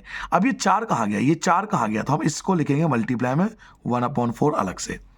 अब इसकी वैल्यू हमें गिवन थी, इसकी वैल्यू रॉ एल ए इसकी वैल्यू हमें गिवन थी 4, रॉ एल ए इसकी वैल्यू कितनी गिवन 4, तो इस पूरे की जगह लिखेंगे 4 मल्टीप्लाई 1/4, 4 से 4 कट गया तो 1 ओम आ जाएगा आपका आंसर। चलो मैं आपको कॉपी में करके दिखा दूं, शायद आपको और अच्छे से क्लियर हो जाए। वो ये कह रहे हैं आपसे, मेरे पे ना पेज नहीं था इसलिए मैं उसी में समझा रहा था आपको, पेज लेके आता हूँ दूसरा, एक मिनट चाहिए। चलो मिल गया पेज। इसमें आपसे वो कह रहा है, आपसे एक बात बताइए, रेजिस्टेंस का फॉर्मूला याद है, रॉ एल अपॉन में, ये तो याद होगा, और रेसिस्टेंस की वैल्यू गिवन है 4, तो 4 रॉ एल अपॉन में ए, यहीं छोड़ दो आप, इसको यहीं छोड़ दो। अब कह रहा है लंबा एल की जगह एल अपॉन 2 लिखना है और ए की जगह 2a लिखना है, तो फिर से फॉर्मूला लगाऊंगा, R equal to rho L upon में, यही फॉर्मूला होता है ना, रेसिस्टेंस रॉ एल की जगह एल अपॉन 2 लिखना है, ए की जगह 2a लिखना है, आर की जगह आर लिखना है, रॉ एल और ये 2 आ जाएगा नीचे, तो 4a बन गया, आर की जगह आर, रॉ की जगह रॉ, एल की जगह एल, ए की जगह ए। अब ये 4 कहाँ गया, तो मल्टीप्लाई में 1/4 अलग से लिख दिया। अब इस पूरे की वैल्यू आप देखो, आप ऊपर निकाल चुके हो, रॉ एल अपॉन में, रॉ एल अपॉन ए इसकी वैल्यू 4 है, रॉ एल अपॉन ए की वैल्यू 4 गिवन है मुझे क्वेश्चन में, स्टार्टिंग में गिवन था ना, ये शुरू में गिवन था 4, तो रॉ एल अपॉन ए की वैल्यू 4, तो रेसिस्टेंस इक्वल टू 4 मल्टीप्लाई 1/4, 4 से 4 कट गया तो रेसिस्टेंस बचा 1 और ओम, क्योंकि रेसिस्टेंस कैसे मतलब ओम होता है। तो ये था बच्चों कंप्लीट आपका न्यूमेरिकल। अगर आप ये पूरा वीडियो देखते हो ना, तो मैं सच कह रहा हूँ, पिछले 15-20 साल का कोई भी क्वेश्चन पेपर उठा लो, आप जरूर उसका आंसर आसानी से कर सकते हो। थैंक यू, नमस्कार, जय हिंद, मिलते हैं नेक्स्ट चैप्टर में।